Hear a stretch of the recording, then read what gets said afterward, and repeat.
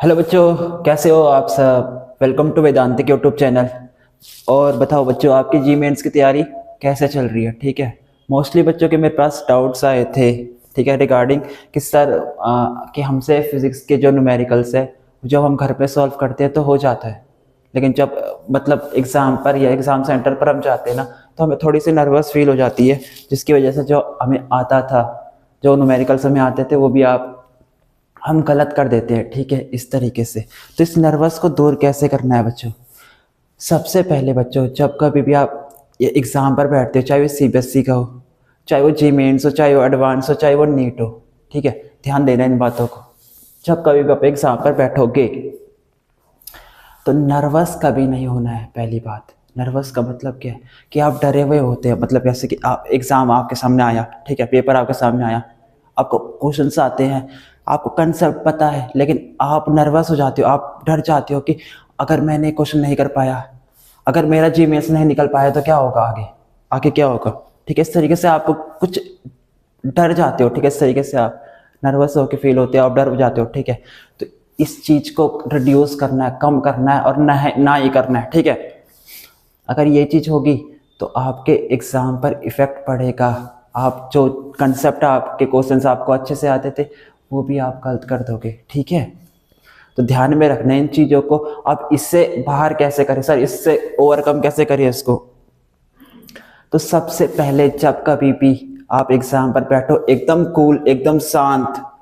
Exam के 5 minute पहले एकदम शांत, अपने मन को बिल्कुल शांत रखना, कूल, एकदम कूल। ठीक है, रिलैक्स। कि ऐसे सोचना कि जो क्वेश्चंस आते हैं इसमें से, मतलब कितने 25 क्वेश्चंस फिजिक्स के आते हैं। ठीक है, फिजिक्स के 25 क्वेश्चंस आते हैं, इसमें से मिनिमम, कम से कम 10-15 क्वेश्चंस तो मेरे को आप पहले से आते हैं। आपके कंसेप्ट ऐसे होना चाहिए, आप खुद अंदर से कॉन्फिडेंस आना चाहिए कि 10 और 15 क्वेश्चन ये कहीं से भी दे दे, मेरे को अच्छे से आते हैं 10 और 15 क्वेश्चंस। बाकी के 10 क्वेश्चंस वो भी आपको आते होंगे, लेकिन फिर भी ठीक है, मिनिमम कितना आता है कि 10 और 15 क्वेश्चंस आपको अच्छे से आते हैं, ऐसे कॉन्फिडेंस आपको रखना है। ठीक है, फिजिक्स का सेक्शन सबसे पहले स्टार्ट करते हैं। मोस्टली मैं प्रीफर करूंगा कि फिजिक्स का आपको स्टार्ट करना चाहिए। ठीक है, फिजिक्स में 20 आपके पास क्या होते हैं बच्चों, 20 आपके पास वैसे वाले क्वेश्चंस होते हैं ना, 20, और 5 क्या होते हैं आपके न्यूमेरिकल। ठीक है, 5 क्या होते हैं आपके न्यूमेरिकल। जो 20 क्वेश्चंस आपके एमसीक्यूज होते हैं ना, ये बेनिफिशियल होते हैं। बेनिफिशियल का मतलब क्या है बच्चों, बेनिफिशियल का मतलब ये है कि इसमें आपको कैलकुलेशन करनी है, लेकिन कैलकुलेशन लेंथी नहीं होती इन 20 क्वेश्चंस पे। लेकिन न्यूमेरिकल्स वाले क्वेश्चंस में डायरेक्ट फॉर्मूला बेस आता है, लेकिन उसमें आपको कैलकुलेशन करवाएगा, और बहुत से बच्चों को साइंटिफिक कैलकुलेशन, मतलब साइंटिफिक कैलकुलेटर वहां पर प्रोवाइड होता है। ठीक है, तो उसमें काफी टाइम लग जाता है करने पर, ये टाइम लग जाता है इसको करने पर। अगर आपका ऊपर वाले एमसीक्यू जो क्वेश्चंस में होते हैं ना, उसमें अगर आपका आंसर आ गया, मतलब समथिंग 5.3, आपने सॉल्व किया क्वेश्चन, आपका 5.3, 5.4 या कोई नंबर आया, आप क्या करते हो, ऑप्शन चेक करते हो कि हाँ, कि इस रेंज में मेरा आंसर ऑप्शन में है कि नहीं, तो आप क्या करते हो, क्लिक कर देते हो। ठीक है, इस तरीके से। लेकिन इसमें रेंज नहीं होती, इसमें आपका डेसिमल्स में आंसर आता है 0.9 या फिर 0.32, इस तरीके से, परफेक्ट, इस तरीके से। ठीक है, तो यहाँ पर कैलकुलेशन वाला पार्ट ज़्यादा होता है। आपको जो स्कोर करना है वो यहाँ ज़्यादा करना है 20 वालों में से। ठीक है, एमसीक्यूज क्वेश्चंस में आपको स्कोर ज़्यादा करना है। ठीक है, अब ध्यान दो कि अगर आपने कोई कंसेप्ट उठाया, कैसे मैंने एक कंसेप्ट उठाया, conservation of angular momentum, conservation of angular momentum, conservation of linear momentum, मैंने एक टॉपिक उठाया। ठीक है, कंसेप्ट उठाया, इस कंसेप्ट के जितने भी क्वेश्चंस बनते हैं, इस कंसेप्ट के जितने भी क्वेश्चंस बनते हैं कंजर्वेशन से रिलेटेड, चाहे वो एंगुलर मोमेंटम हो, चाहे वो लीनियर मोमेंटम हो, जितने भी क्वेश्चंस बनते हैं सारे क्वेश्चंस प्रैक्टिस करो। हर एक टाइप, क्वेश्चन का टाइप देखो, पहला टाइप कैसा है कि अगर एंगुलर मोमेंटम कंजर्व है तो टॉर्क निकालने को कह रहा है, क्या कहने का है, किस तरीके से क्वेश्चन है। दूसरा क्वेश्चन इसका कैसा है, तीसरा क्वेश्चन का टाइप इसका कैसा है, चौथा क्वेश्चन का टाइप इसका कैसा है। ये टाइप आपको बताने बनाने हैं। ठीक है, कि एक पहला टाइप के क्वेश्चन ऐसे पूछे जाते हैं इसमें से, दूसरे केस में से, तीसरे केस में से, चौथे के इसमें से आपने एक कंसेप्ट उठाया और उस कंसेप्ट को इतना स्ट्रॉन्ग कर लिया, ठीक है। मतलब मान लो कि इस कंसेप्ट में आपने ये पीएचडी कर दी, ठीक है, पीएचडी कर दी। मतलब क्या कि इस कंसेप्ट से कोई सा भी क्वेश्चन आ जाए मैं बना लूंगा, मैं कर लूंगा, ठीक है। इस क्वेश्चन से कोई सा भी, इस टॉपिक से, इस कंसेप्ट से कोई सा भी क्वेश्चन दे दे मैं बना लूंगा आराम से, क्योंकि मेरे से अच्छा इस कंसेप्ट को किसी को आता ही नहीं, मेरे से अच्छा इस कंसेप्ट को कोई समझा नहीं सकता। इस तरीके से आपको क्या करना है, कंसेप्ट, इस तरीके से आपको क्या करना है, कंसेप्ट पढ़ना है। इस तरीके से चीजें करनी है बच्चों। अगर आप जीमेट एडवांस में निकालना चाहते हो ना, जीमेट एडवांस क्लियर करना चाहते हो, तो इस तरीके से ही करना है, ठीक है। और दूसरी बात कि बहुत से बच्चे सोचते हैं कि सर अगर जीमेट्स नहीं निकला या नीट नहीं निकला, एडवांस नहीं निकला तो हमारी तो लाइफ बर्बाद हो जाएगी। ऐसा बिल्कुल भी नहीं होता, ऐसा बिल्कुल भी नहीं होता, ठीक है। तो स्ट्रेस कभी नहीं लेना एग्जाम पे। हाँ वो रह सकते हो कि आप प्रैक्टिस कर सकते हो, ठीक है, वो आपके ऊपर डिपेंड है, लेकिन स्ट्रेस में होके कभी नहीं प्रैक्टिस नहीं की जाती। मतलब स्ट्रेस है कि हाँ भाई मेरे को डेली 30 क्वेश्चंस करने हैं, डेली 30 क्वेश्चंस करने हैं। स्ट्रेस लेके मत करो यार, 30 क्वेश्चन करने हैं, जरूरी थोड़ी है 30 करो एक दिन में, जरूरी थोड़ी है एक दिन में 30 करो। आप 10 करो, आप 15 करो, लेकिन ऐसे करो। क्वेश्चंस में हमेशा कंसेप्ट रिपीट होता है, हमेशा बार बार ध्यान बोल रहा हूँ इस चीज को, क्वेश्चंस में हमेशा कंसेप्ट रिपीट होता है, ठीक है। अब सेम जैसी बात मैं कह रहा हूं कि force is equal to mass into acceleration, इसका क्वेश्चन पूछा है मान लो 2019 में, क्या आप 2024 में या 2025 में इसका क्वेश्चन नहीं पूछ सकते? Force is equal to mass into acceleration. क्या 2019 में अगर फोर्स का फॉर्मूला ये था तो 2024 या 5 पर इस फोर्स का फॉर्मूला चेंज हो गया क्या? अरे नहीं हुआ यार, नहीं हुआ। कंसेप्ट तो सेम ही है, जो 2019, 20 या स्टार्टिंग से पढ़ रहे हो वही तो हम पढ़ा रहे हैं, ठीक है, वही तो आगे पढ़ना है, ठीक है। तो क्वेश्चंस बन कैसे रहे हैं, सेम कंसेप्ट है, सेम कंसेप्ट है, ठीक है, सेम कंसेप्ट है, और यहीं से क्वेश्चन बन रहे हैं, यहीं से क्वेश्चन बन रहे हैं, सेम कंसेप्ट, ठीक है। तो मैं यही चीज कह रहा हूं, जब भी आप क्वेश्चंस की प्रैक्टिस करते हो, न्यूमेरिकल की प्रैक्टिस करते हो, तो उसमें कंसेप्ट जरूर आता है, बिना कंसेप्ट के न्यूमेरिकल बन नहीं सकता, ठीक है। इस तरीके से तो जो आप न्यूमेरिकल आपने 10 न्यूमेरिकल आपने सॉल्व कर लिया, मान लो पर डे आप 10 कर रहे हो, 30 मत करो यार, स्ट्रेस लेके पढ़ोगे तो नहीं होगा, ठीक है। आपको भी अंदर से फीलिंग आ रही है कि इतना स्ट्रेस क्यों ले रहे हो, ठीक है, इस तरीके से। तो खाली 10 क्वेश्चन आप पर डे कर रहे हो, ठीक है, सफिशिएंट है। आपने एक क्वेश्चन उठाया, ठीक है, किससे रिलेटेड, किसी भी कंसेप्ट से related, conservation of linear momentum से रिलेटेड है मान लो, ठीक है। एक कंसेप्ट उठाया, उसका पहला टाइप क्वेश्चन आपने देखा, ठीक है, पहला टाइप पूछा है इस तरीके से।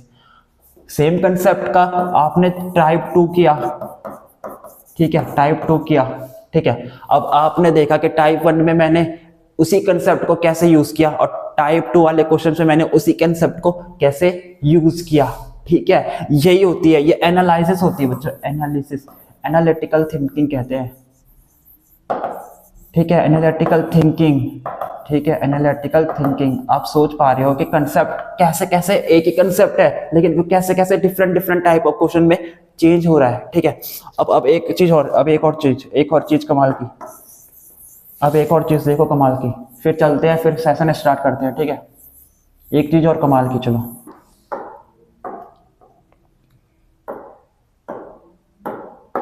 ठीक है। और कभी कभी आपने ये भी देखा होगा, कभी कभी आपने ये भी देखा होगा कि मान लो ये सर्कल है, ठीक है, और एक क्वेश्चन के ऊपर उसने आपसे 2 या 3 कंसेप्ट लगा दिए। एक ही क्वेश्चन एक है, क्वेश्चन 1 है, लेकिन इसके जो क्वेश्चन को सॉल्व करने, जब आपने सॉल्व किया तो आपको 3 कंसेप्ट की जरूरत पड़ी। पहला कंसेप्ट, दूसरा कंसेप्ट और तीसरा कंसेप्ट। 3 कंसेप्ट को आपने मिला के इस क्वेश्चन को क्या किया, सॉल्व किया। यही होता है न्यूमेरिकल, यही। अगर टफ से टफ न्यूमेरिकल बनाना है तो ऐसे ही बनता है, ठीक है बच्चों। मतलब मान लो कि आपने पहला कंसेप्ट क्या लगाया, आपने कोई क्वेश्चन दे दिया कोई, ठीक है, उसको सॉल्व करने के लिए सबसे पहले क्या लगाया, force is equal to m a, ठीक है। या फिर उसका क्या बनाया, free body diagram, free FBD बनाया आपने, फ्री बॉडी डायग्राम हो गया, एक कंसेप्ट क्लियर, फोर्स और फ्री बॉडी डायग्राम, एक कंसेप्ट। दूसरी चीज उसने देखी आपने कि ये डिस्क है, इसका रोटेट कर रही है, डिस्क क्या कर रही है, रोटेट कर रही है। आपने क्या लगाया, angular momentum conservation, angular momentum conservation, ठीक है, कंजर्वेशन। दूसरा कंसेप्ट आ गया रोटेशनल डायनेमिक्स का, आ गया कि नहीं आ गया दूसरा कंसेप्ट रोटेशनल डायनेमिक्स का। तीसरी चीज देखो, वर्क लगा दिया आपने, क्या लगा दिया, work energy theorem, work energy theorem, work energy theorem. तीन कंसेप्ट लग गए, एक क्वेश्चन को सॉल्व करने पर तीन कंसेप्ट लग गए, ठीक है। तो सब इंटरकनेक्टेड होता है बच्चों। जिस तरीके से आप ऐसे क्वेश्चंस आपको अलग रखने हैं, ठीक है, जिनमें कंसेप्ट ज्यादा लग रहे हैं, मतलब एक से ज्यादा कंसेप्ट यूज हो रहे हैं, एक कंसेप्ट हुआ, दो कंसेप्ट हुआ, तीन कंसेप्ट उस पर आपको लगाने पड़े, मतलब आपको तीन चीजें पता होनी चाहिए। अब इन पे फायदा ये होता है और नुकसान भी होता है कि मान लो आपको ये कंसेप्ट आपने पढ़ा ही नहीं, तो फर्स्ट से लेकर थर्ड पर आप कभी नहीं आ सकते ना, सीधा नहीं कर सकते, ठीक है। तो ये इंटरलिंक होते हैं, ठीक है, तो आप यहाँ पर कुछ चीज स्किप नहीं कर सकते, ठीक है, इस तरीके से होता है चीजें। चलो अब सेशन को चलो स्टार्ट करते हैं। अब मेरी बात आपको समझ में आ गई होगी कि जब कभी भी आप न्यूमेरिकल की प्रैक्टिस करो, जब कभी भी आप क्या करो, न्यूमेरिकल की प्रैक्टिस करो, तो एक चीज हमेशा ध्यान पर रखना, क्या चीज, आपने न्यूमेरिकल सॉल्व किया, इस न्यूमेरिकल में कौन सा कंसेप्ट यूज हुआ, इस न्यूमेरिकल में कौन सा कंसेप्ट यूज हुआ, वो कंसेप्ट नोट करो कि हाँ मैंने न्यूमेरिकल यूज किया, मैकेनिक्स में कर रहा हूँ, मैकेनिक्स में पढ़ रहा हूँ, और मैंने एक कंसेप्ट, एक क्वेश्चन सॉल्व किया, एक कंसेप्ट आया, कंसेप्ट 1, ठीक है। आपने फिर और क्वेश्चन सॉल्व किए, आपको लगा कि इसी कॉन्सेप्ट से एक और बढ़िया क्वेश्चन न्यूमेरिकल में दे रखा है, इसी कॉन्सेप्ट से, सेम कॉन्सेप्ट से जो आपने पहले किया था, टाइप 2 हो गया, दूसरा टाइप, ठीक है। आपने और न्यूमेरिकल्स कोशिश किया, आपने और न्यूमेरिकल, आपको एक कॉन्सेप्ट से एक और न्यूमेरिकल मिला, ये इसका टाइप 3, आपने करा 1 2 3, ठीक है। आपको तीन टाइप पता चल गई एक ही कंसेप्ट का कि हाँ कि एक कंसेप्ट है, उसके पहला टाइप ये लगा सकता है कि इस टाइप का क्वेश्चन आ सकता है, दूसरा इस टाइप का, तीसरा इस टाइप का क्वेश्चन बन सकता है, ठीक है। इससे क्या होगा, आपका पहली चीज कंसेप्ट आपका बिल्कुल स्ट्रांग हो जाएगा, बहुत आपके कंसेप्ट में क्या आ जाएगी, पकड़ आ जाएगी। दूसरी चीज ये कि आप सीधा न्यूमेरिकल को टैकल कर दोगे, क्योंकि आपको पहले से पता होगा कि टाइप 2 क्वेश्चन है, सेम कंसेप्ट कौन सा था, एंगुलर मोमेंटम। टाइप 2 कैसे करना है, सीधा पता है आपको किस तरीके से करना है, ठीक है, इस तरीके से, ठीक है। तो चलो बच्चों इसको सेशन को स्टार्ट करते हैं, ठीक है। आपको चीजों में आज चीजें बताई थी वो थोड़ी समझ आ गई होगी, ठीक है। तो चलो इसको स्टार्ट करते हैं। अच्छा, आज मेरा जो डे 4 है, ठीक है, आज क्या है बच्चों, डे 4, आज हम करेंगे लॉज ऑफ मोशन, ठीक है। डे 1 में हमने यूनिट्स एंड मेजरमेंट कवर किया था विद क्वेश्चंस के साथ। डे 2 में हमने क्या किया था, काइनेमेटिक्स की थी विद क्वेश्चन के साथ, ठीक है। डे 3 में हमने क्या किया था, स्केलर एंड वेक्टर किया था। लेक्चर काफी लंबा हो गया था लेकिन इंटरेस्टिंग था, ठीक है, ये हमने डे 3 में कवर किया था। और आज हमारा डे 4 है लॉज ऑफ मोशन। तो चलो इसको स्टार्ट करते हैं, आ जाओ बच्चों। आज का जो हमारा मेन फोकस रहेगा वो क्या रहेगा, देखो कंसेप्ट ऑफ फोर्सेस रहेगा कि फोर्स के कंसेप्ट, कौन कौन से फोर्स होते हैं, फोर्स होता क्या है, इनर्शिया रहेगा, न्यूटन्स लॉज ऑफ मोशन रहेंगे कि न्यूटन्स के क्या मूल लॉज है मोशन के, ठीक है। Principle conservation of linear momentum, very important, conservation of linear momentum का principle. Free body diagram, very important, हर चीज में फ्री बॉडी डायग्राम लगता है, ठीक है। कनेक्टेड मोशन, ये भी वेरी इंपॉर्टेंट है कि मोशंस अगर एक दूसरे के साथ कनेक्टेड है तब मेरे को इसका एक्सेलरेशन बता दो, तब मेरे को इसका फोर्स बता दो। इक्विलिब्रियम ऑफ कॉन्करेंट फोर्सेस, और लास्ट में पढ़ेंगे बच्चों फ्रिक्शन, ठीक है। तो चलो इसको स्टार्ट करते हैं। काफी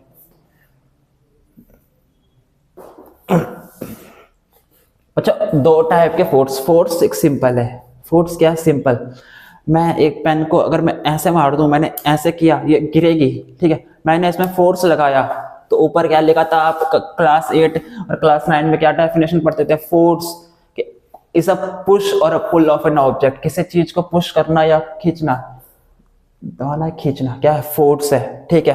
तो बेसिकली ये है, ठीक है, फोर्स की डेफिनेशन है पुश और पुल, ठीक है। दो फोर्सेस कौन कौन सी होते हैं, contact force, non contact force. ऐसे फोर्सेस अगर देखो यहां पर इसको समझो, ये एक ब्लॉक है और ये एक ग्राउंड है, ठीक है, ये ग्राउंड है और ये क्या है, ब्लॉक है, ठीक है, ये क्या है, ब्लॉक है। ऐसे फोर्सेस तो ऑब्जेक्ट के बीच में क्या होता है, कांटेक्ट होता है और तब लगते हैं, उसे कहते हैं कांटेक्ट फोर्स। जैसे कि आपका हो गया फ्रिक्शन। फ्रिक्शन कैसे लगता है भाई, ये सरफेस है ब्लॉक, और ब्लॉक किसके ऊपर रखा है, ग्राउंड के ऊपर रखा है, ठीक है। फ्रिक्शन क्या लगता है, इस तरीके से, दो सरफेस, दो ऑब्जेक्ट है ना, तो देखो that contact force are the forces that act between two bodies in contact. अगर आपकी दो बॉडीज कांटेक्ट पे है तो कांटेक्ट फोर्स लगेगा। सेम देखो नॉर्मल फोर्स एन कहाँ लगता है, ऊपर लगता है, और ये क्या है, कांटेक्ट फोर्स है कि बॉडी क्या है, ग्राउंड के कांटेक्ट पर है, ठीक है। नॉन कांटेक्ट फोर्स, ऐसे फोर्सेस जो आपस पर उन्हें कांटेक्ट की जरूरत बिल्कुल नहीं है, दूर होंगे तो लग जाएंगे। जैसे कि ग्रेविटेशनल फोर्स हो गया कि नहीं हो गया, ठीक है। बॉडी ऊपर है, अर्थ का सरफेस नीचे, अर्थ अपनी तरफ उसको क्या करती है, खींचती है, कांटेक्ट है नहीं बीच में, ठीक है। जैसे क्या हो गया, इलेक्ट्रोस्टैटिक फोर्स, जो कि चार्ज के बीच में होता है। दो चार्ज आपने यहाँ रखे हैं, आपस में क्या लगाते हैं, फोर्स लगाते हैं, दोनों के बीच में कोई कांटेक्ट है ही नहीं, तो इसे कहते हैं नॉन कांटेक्ट फोर्स। कांटेक्ट ना होने के बाद भी वो आपस में क्या लगाते हैं, एक दूसरे पर फोर्स लगा सकते हैं, ठीक है। नेक्स्ट क्या आपका, इनर्शिया क्या होता है, बेसिकली इनर्शिया क्या होता है, अगर मैंने ये पेन, सपोज करो कि मैंने एक पेन यहाँ पर रखा हुआ है, यहाँ पर नीचे टेबल है, ठीक है, और इस टेबल पर मैंने एक पेन रखा हुआ है, ठीक है। सेम मैं 1 साल बाद वापस यहाँ पर आता हूं और इस पेन को देखता हूं तो ये वापस इसी टेबल पर रखी हुई है, इसी टेबल पर क्या है, रखी हुई है। मैंने क्या ऑब्जर्व किया कि कोई भी ऑब्जेक्ट अपने आप अपनी पोजीशन चेंज नहीं कर सकता, कोई भी ऑब्जेक्ट अपने आप अपनी पोजीशन चेंज नहीं कर सकता। अगर उसको अपनी पोजीशन चेंज करनी है तो हमें कोई ना कोई फोर्स लगाना पड़ेगा। तो इनर्शिया क्या होती है, बॉडी की प्रॉपर्टी होती है। किसी बॉडी की क्या प्रॉपर्टी होती है, अगर वो रेस्ट पर रही है, इनर्शिया सब बॉडी की प्रॉपर्टी है कि अगर वो कोई चीज बॉडी रेस्ट पर है तो वो चाहती है कि वो रेस्ट पर ही रहे, ठीक है। मैं चाहता हूं कि मैं रेस्ट पर हूं तो मैं चाहूंगा कि मैं रेस्ट पर ही रहूं, ठीक है, अनटिल एंड अनलेस, जब तक कोई एक्सटर्नल फोर्स ना लगे। अब पीछे से मैं यहाँ पर रेस्ट पर था, मैं मस्त यहाँ पर आराम से रेस्ट पर क्या हूँ, खड़ा हूँ रेस्ट पर मस्त से, ठीक है। पीछे से किसी ने मेरे को धक्का दे दिया, मैं आगे गिर गया, मैं क्या कर गया, आगे गिर गया, अच्छा ठीक है, ये देखो मैं आगे गिर गया तो उसने मेरी क्या कर दी, पोजीशन चेंज कर दी ना। तो मैं तो यहाँ पर रेस्ट पर था, स्टार्टिंग केस में तो मैं रेस्ट पर था, तो मेरी बॉडी चाहेगी कि मैं रेस्ट पर ही रहूं। कब तक चाहेगी, जब तक उसकी मर्जी हो, जब तक कोई एक्सटर्नल फोर्स ना लग जाता। अगर एक्सटर्नल फोर्स लग गया तो बॉडी क्या हो जाएगी, मूव कर जाएगी। तो इनर्शिया यही होता है, inertia the inability of a body to change by itself its state of rest और state of uniform motion along a straight line is called inertia of the body. अगर कोई चीज मूव कर रही है, चल रही है, तो वो चलती ही रहेगी स्ट्रेट लाइन पर, जब तक चलेगी जब तक उसमें कोई एक्सटर्नल फोर्स नहीं लग जाता, ठीक है। यही होते हैं इनर्शिया। इनर्शिया बेसिकली किससे मेजर कर सकते हैं आप बॉडी का, उसके मास से मतलब कैसे, अरे ट्रक रखा हुआ है यहाँ पर, देखो ट्रक, ये ट्रक है, दो पहिया यहाँ पर, दो पहिया यहाँ पर, ये ट्रक है, ठीक है। ये ट्रक रेस्ट पर रखा हुआ है तो ये रेस्ट पर ही रहेगा। इसका इनर्शिया ज्यादा या कम, उसके मास पर डिपेंड करता है। इस ट्रक का मास बहुत ज्यादा है, 250 टन का है, 250 टन का ट्रक रखा हुआ है। तो क्या मैं अपने हाथ से इस ट्रक को धक्का दूं तो क्या इसकी बॉडी में क्या मोशन आ जाएगा? मैंने यहाँ से फोर्स लगाया, ट्रक को धकेलने की कोशिश की, क्या इसकी बॉडी में, क्या इसकी पोजीशन में चेंज आएगा? नहीं आएगा। क्यों नहीं आएगा? फोर्स तो लगा। अभी आपने बोला सर कि फोर्स लगा है, इनर्शिया चेंज, मतलब इनर्शिया फोर्स, जब कभी भी फोर्स लगेगा तो बॉडी क्या हो जाएगी, मूव कर जाएगी। इसमें फोर्स लगा लेकिन बॉडी मूव नहीं करी, क्यों नहीं करी? अरे इसका इनर्शिया इतना ज्यादा है, इस ट्रक का इनर्शिया इतना ज्यादा है कि फोर्स कम पड़ गया इसको मूवमेंट लाने के लिए, इसकी मूवमेंट में लाने के लिए फोर्स कम पड़ गया, फोर्स कम पड़ गया कि ट्रक का इनर्शिया इतना ज्यादा है। देखो ना, inertia as a body is measured by the mass of the body. Inertia को हमेशा बॉडी के मास से मेजर किया जाता है। जितना ज्यादा बॉडी का मास उतना ही ज्यादा उसका इनर्शिया। तो इसका इनर्शिया ज्यादा है, ट्रक का इनर्शिया ज्यादा है, मतलब ट्रक का जो इनर्शिया, वो ट्रक का जो इनर्शिया है वो कहेगा कि मैं तो रेस्ट पर हूँ, रेस्ट पे रहूंगा, चाहे जितना मर्जी फोर्स लगा लो। ठीक है, अब मैं अपनी जिद में अड़ा था, मैंने कहा कि मैं इसे हिला के तो रहूंगा। मैं ला गया क्या, मैं ला गया क्रेन। मैंने क्रेन से इसको क्या किया, फोर्स लगाया। अब इसकी पोजीशन क्या हो गई, चेंज हो गई। अब इसका इनर्शिया क्या हो गया, कम पड़ गया, क्योंकि यहाँ पर जो मेरा इनर्शिया है क्रेन का क्या होगा, इनर्शिया होगा, वो इस बॉडीज के इनर्शिया से ज्यादा होगा, क्योंकि ट्रक से ज्यादा मास क्या होता है, किसका होता है, क्रेन का होता है। ठीक है, इसलिए ये क्या कर जाएगा, मूवमेंट कर जाएगा। इसे कहते हैं इनर्शिया। इनर्शिया का तीन type, inertia of rest, inertia of motion और इनर्शिया ऑफ डायरेक्शन। ठीक है, रेस्ट पर कोई चीज है तो रेस्ट पर ही रहेगी, मोशन में है तो मोशन में करेगी, और इनर्शिया डायरेक्शन है तो डायरेक्शन भी शो होगी। ठीक है, न्यूटन्स के फर्स्ट लॉ ऑफ मोशन तो लॉ ऑफ इनर्शिया कहते हैं। ठीक है, फर्स्ट लॉ और न्यूटन का पहला लॉ ही था लॉ ऑफ इनर्शिया। बेसिकली जो न्यूटन का फर्स्ट लॉ था, हम Newton first law of motion कहते हैं, लेकिन बेसिकली जो इसको देता कौन है, इसको हमारे एक साइंटिस्ट देते हैं, गैलीलियो। ठीक है, गैलीलियो एक्चुअली में इनर्शिया जो ये लॉ है वो गिवन करते हैं, देते हैं गैलीलियो है। ठीक है, कि गैलीलियो ने एक्सपेरिमेंट किया था, उन्होंने फर्स्ट लॉ ऑफ इनर्शिया बता दिया था, लेकिन उसके आगे सेकंड और थर्ड लॉ नहीं बता पाए थे। ठीक है, तो एक सिस्टमैटिक मैनर में चलने के लिए हम कह देते हैं कि न्यूटन का first law of inertia, Newton का सेकंड, न्यूटन ने सेकंड और थर्ड लॉ दिए थे। ठीक है, तो फर्स्ट लॉ गैलीलियो ने दिया था। पढ़ने के लिए सिस्टमैटिक मैनर में हम कहते हैं कि न्यूटन के 3 लॉज ऑफ मोशन होते हैं। First law of inertia, second क्या है जो हम आगे पढ़ेंगे। ठीक है, लॉ ठीक है, ये है लीनियर मोमेंटम वाला है। ठीक है, second law of momentum linear का। ठीक है, force is equal to 0, v is equal to constant, a is equal to 0, this defines force. ये सारी चीजें मैं आपको बता चुका हूं। नेक्स्ट चलो, लीनियर मोमेंटम। बच्चों मोमेंटम क्या होता है, मोमेंटम क्या होता है, momentum is equal to mass into velocity. Mostly बच्चे यही बताते हैं कि सर मोमेंटम किसी ऑब्जेक्ट का क्या होता है, mass, product of mass into velocity. लेकिन इसका एक्चुअल मीनिंग क्या है, इसका मीनिंग क्या है, एक्चुअल सिग्निफिकेंस का मीनिंग इसका क्या है।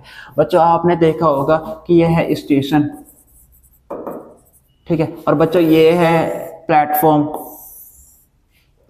ये स्टेशन 1 है बच्चों, और ये मान लेते हैं स्टेशन 2 है।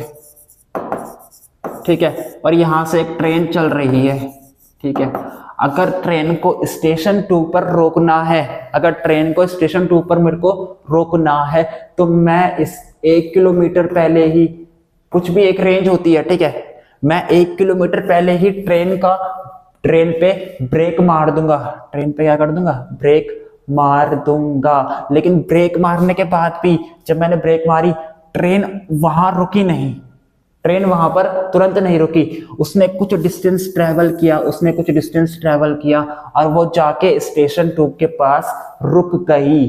ठीक है, मैंने तो यहां पर ही फोर्स लगाना बंद कर दिया था। स्टेशन 1 जैसे ही आया था मैंने फोर्स लगाना बंद कर दिया था, मतलब मैंने ब्रेक मारी, मैंने पूरा फोर्स प्रोवाइड कर दिया, ट्रेन को बंद कर दिया था यहाँ पर।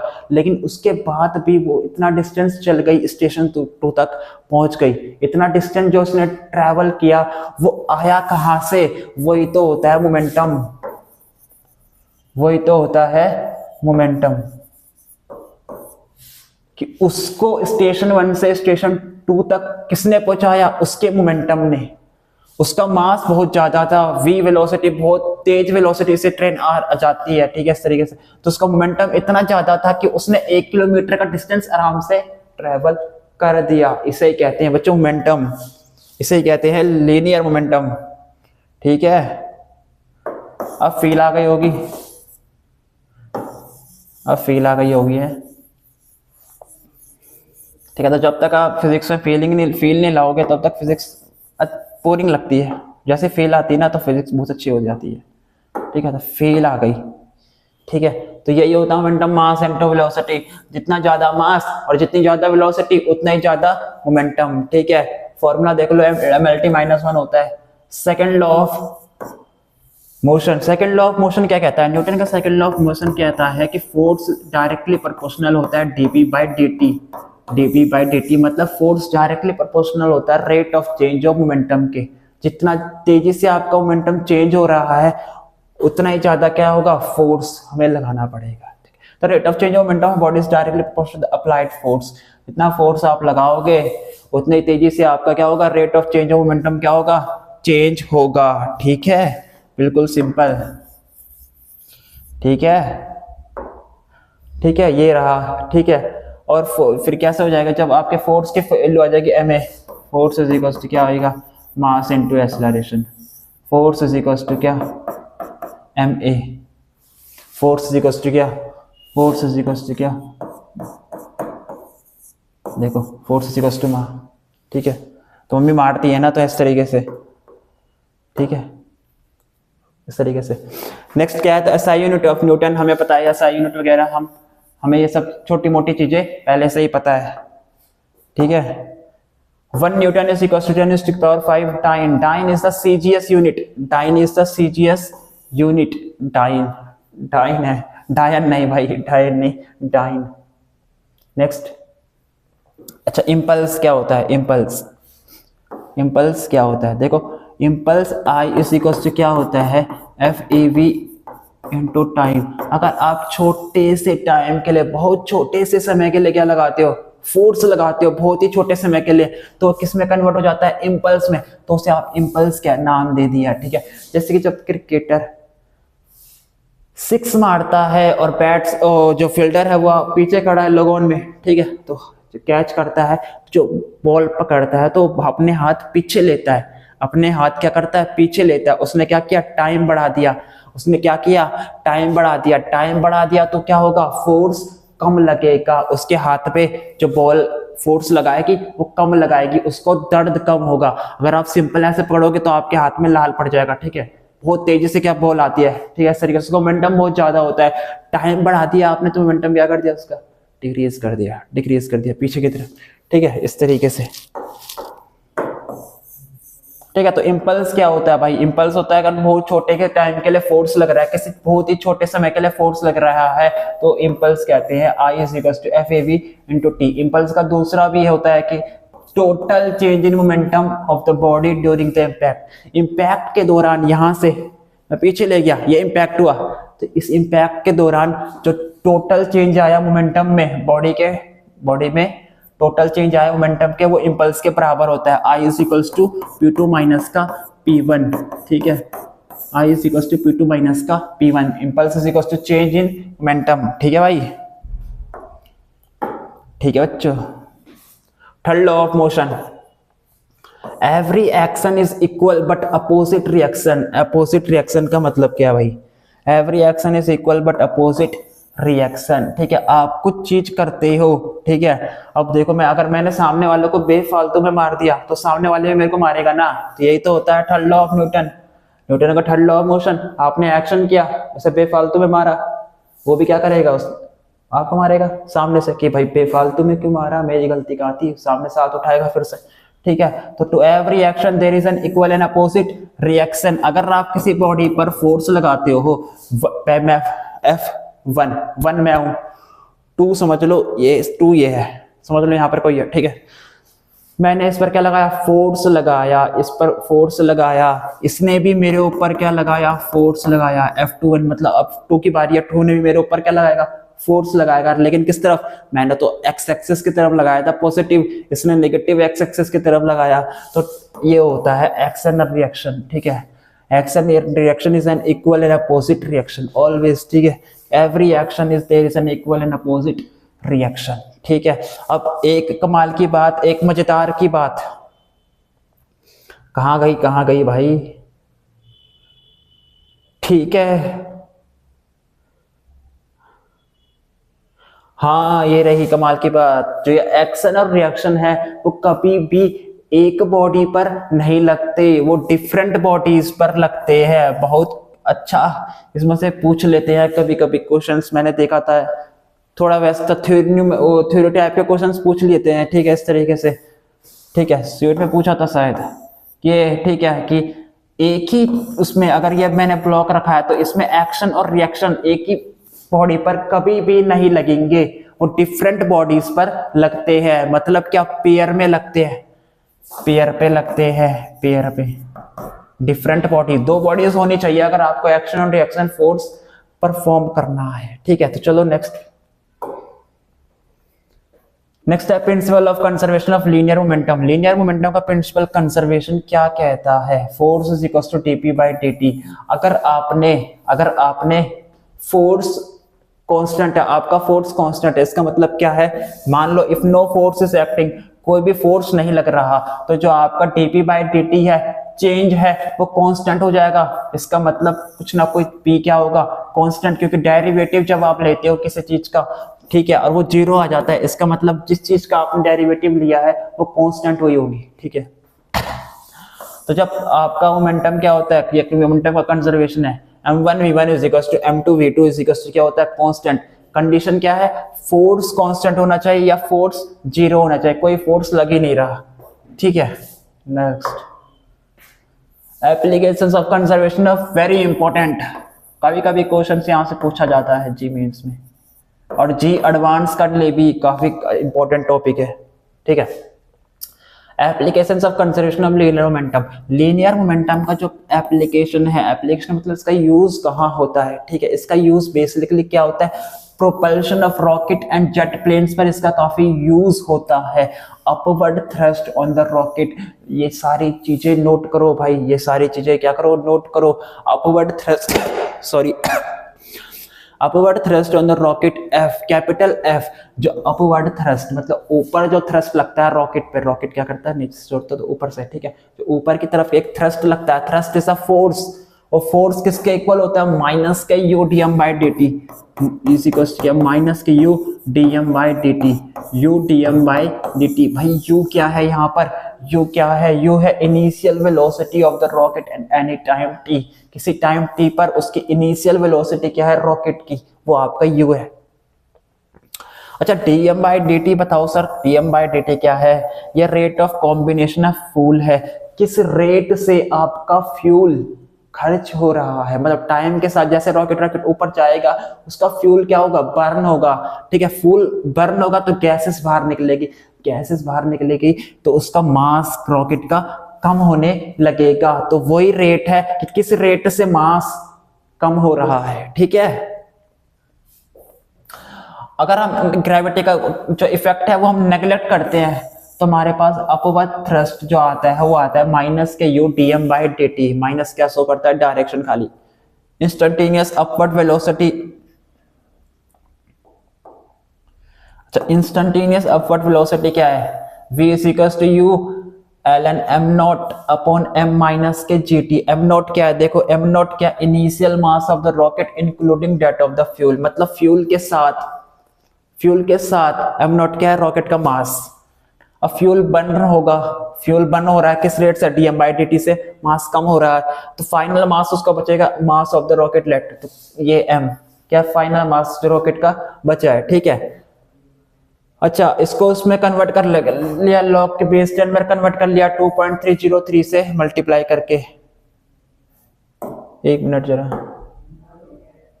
ठीक है भाई, ठीक है, ये 2.303 से, ठीक है, बेस 10 पर इसको कन्वर्ट कर दिया है। ठीक है, दो नोट कर लिया चीजें। इंस्टेंटेनियस वेलोसिटी क्या होगी? उसकी अपवर्ड वेलोसिटी ऊपर वाली, और अपवर्ड थ्रस्ट फोर्स कितना लगेगा रॉकेट पे। नेक्स्ट है कि burn out speed of the rocket. अब ये भी इंपॉर्टेंट है भाई कि बर्न आउट स्पीड का फॉर्मूला याद कर लो। ये लो, इसमें थोड़ा मिसअंडरस्टैंडिंग हो गई है, यहाँ 2 आर लिखो, 2.303। ठीक है, ठीक है भाई। अच्छा, बर्न आउट स्पीड क्या हो गई है? जब आपके रॉकेट का पूरा फ्यूल खत्म, मतलब जल जाता है, तब रॉकेट के पास एक वेलोसिटी होती है, उसे कहते हैं बर्नआउट वेलोसिटी या बर्नआउट स्पीड कहते हैं। ठीक है, तो burnout speed of the rocket is the speed attained by the rocket when the whole of the fuel of the rocket has been burn. सारा फ्यूल रॉकेट का जल गया, उसके बाद भी उसके पास क्या बची, एक स्पीड बची, तब भी मूव कर रहा है किस स्पीड से, बर्नआउट स्पीड से। ठीक है, तो ये बर्नआउट स्पीड का फॉर्मूला होता है U log E M naught divide by M R. ठीक है, mass of the rocket. Next, इसको नोट करो भाई, इसको पहले नोट करो, ढंग से नोट करो इसको हर चीज। ठीक है, जरा 1 मिनट का ब्रेक लेते हैं, इसको नोट करो जल्दी से। ठीक है, ये फॉर्मूले इंपॉर्टेंट है बच्चों, फॉर्मूले आपको टिप्स में रखने हैं। टिप्स में मतलब आप कैसे याद करोगे वो आपको देखना है कि किस तरीके से आप इसको याद कर सकते हो। ठीक है, बिल्कुल सिंपल से, लेकिन टिप्स में होने चाहिए, टिप्स में होने चाहिए। यानी कि बर्नआउट स्पीड का अगर आ गया क्वेश्चन, ठीक है, तब आपके पास उसको डायरेक्ट फॉर्मूला होगा तो ज्यादा प्रीफरेंस होगा। अब डिराइव करोगे तो टाइम और बहुत लग जाएगा। ठीक है, 5-10 मिनट्स आपको लग जाएंगे। ठीक है, इसलिए फॉर्मूले साले टिप्स में होने चाहिए आपके। ठीक है, तो चलो नोट कर लिया ना। नेक्स्ट क्या, apparent what of a boy in a lift. Lift case बच्चों मैंने आपको शायद लिफ्ट केस। ठीक है, अब आप लिफ्ट के अंदर जाते हो तो 4 केसेस होते हैं। ठीक है, 4 केसेस मैंने बना रखे हैं, पहला, दूसरा, तीसरा और चौथा। ठीक है, इफ लिफ्ट एक्सेलरेटिंग अपवर्ड, जब लिफ्ट ऊपर जाती है किसी ना किसी एक्सेलरेशन के साथ, किसी ना किसी एक्सेलरेशन के साथ, एक्सेलरेशन ए के साथ अगर लिफ्ट ऊपर जाती है तो जो आपका एपरेंट वेट होता है बॉडी का वो बढ़ जाता है। मतलब ये कि मैं लिफ्ट में खड़ा हूं, मैंने लिफ्ट के अंदर क्या डाल रखी है, एक वेट मशीन रख रखी है, मैं उस वेट मशीन के ऊपर खड़ा हूं, लिफ्ट ए एक्सेलरेशन के साथ ऊपर जा रही है। ठीक है, मैं अपना वेट नाप रहा हूं तो मेरा वेट बढ़ा हुआ मिलेगा मेरे को। मेरा वेट क्या मिलेगा, इंक्रीज्ड मिलेगा, इंक्रीज्ड मिलेगा। मतलब मैं मोटा हो गया है, मैं मोटा हो गया, मैं मोटा थोड़ी हुआ, इंक्रीज्ड मिलेगा। क्यों मिलेगा, क्योंकि जो यहाँ पर एक्सेलरेशन है वो लिफ्ट का एक्सेलरेशन भी जुड़ जाता है, लिफ्ट का एक्सेलरेशन भी। ये जी नेट है बच्चों, ये जी नेट है, जी नेट। नेट एक्सेलरेशन कितना होता है, जी प्लस ए हो गया। ठीक है, जाहिर सी बात है मेरा जो वेट है वो बढ़ जाएगा, तो इसे ही कहते हैं एपरेंट वेट इंक्रीज्ड। जब लिफ्ट ए एक्सेलरेशन के साथ ऊपर जाती है, अगर लिफ्ट ऊपर गई तो मेरा वेट बढ़ा, लिफ्ट नीचे आई एक्सेलरेटिंग ए के साथ तो मेरा वेट घट गया, डिक्रीज्ड। ठीक है, मेरा वेट क्या हो गया, डिक्रीज्ड, घट गया, क्योंकि मेरा जो जी नेट की वैल्यू थी वो तो कम हो गई ना, जी माइनस ए कर रहा हूं, जी में से कुछ घटा रहा हूं तो पहले ही कम हो गई। ठीक है, जी नेट तो पहले ही कम हो गई।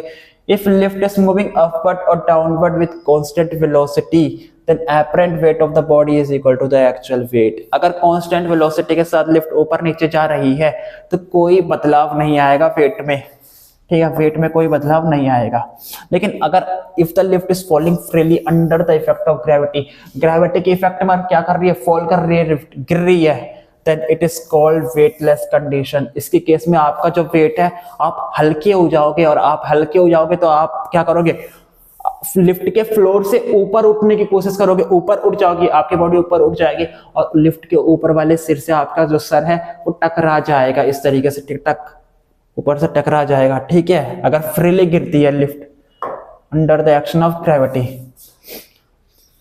फ्री बॉडी डायग्राम कैसे बनाते हैं, किसी का बॉडी का फ्री बॉडी डायग्राम कैसे बनाते हैं। ठीक है, तो एक फ्री बॉडी डायग्राम, एक बॉडी का वो डायग्राम होता है जहां पर वो क्या है, इक्विलिब्रियम पोजीशन पर होती है। ठीक है, जहां पर सारे फोर्सेस हम उसके अंदर डिनोट कर सकते हैं कि ये फोर्स, टेंशन टी इधर लग रहा है, mg इधर लग रहा है, ठीक है, नॉर्मल ऊपर लग रहा है, इस तरीके से फ्री बॉडी डायग्राम। तो एक free body diagram consist of a diagrammatized representation of a single body और subsystem of bodies isolated from its surrounding, showing all forces acting on it। System पर जितने भी फोर्सेस उस पर लग रहे हैं सारे आपने बता दिए उस बॉडी पर। ठीक है, इसे कहते हैं फ्री बॉडी डायग्राम।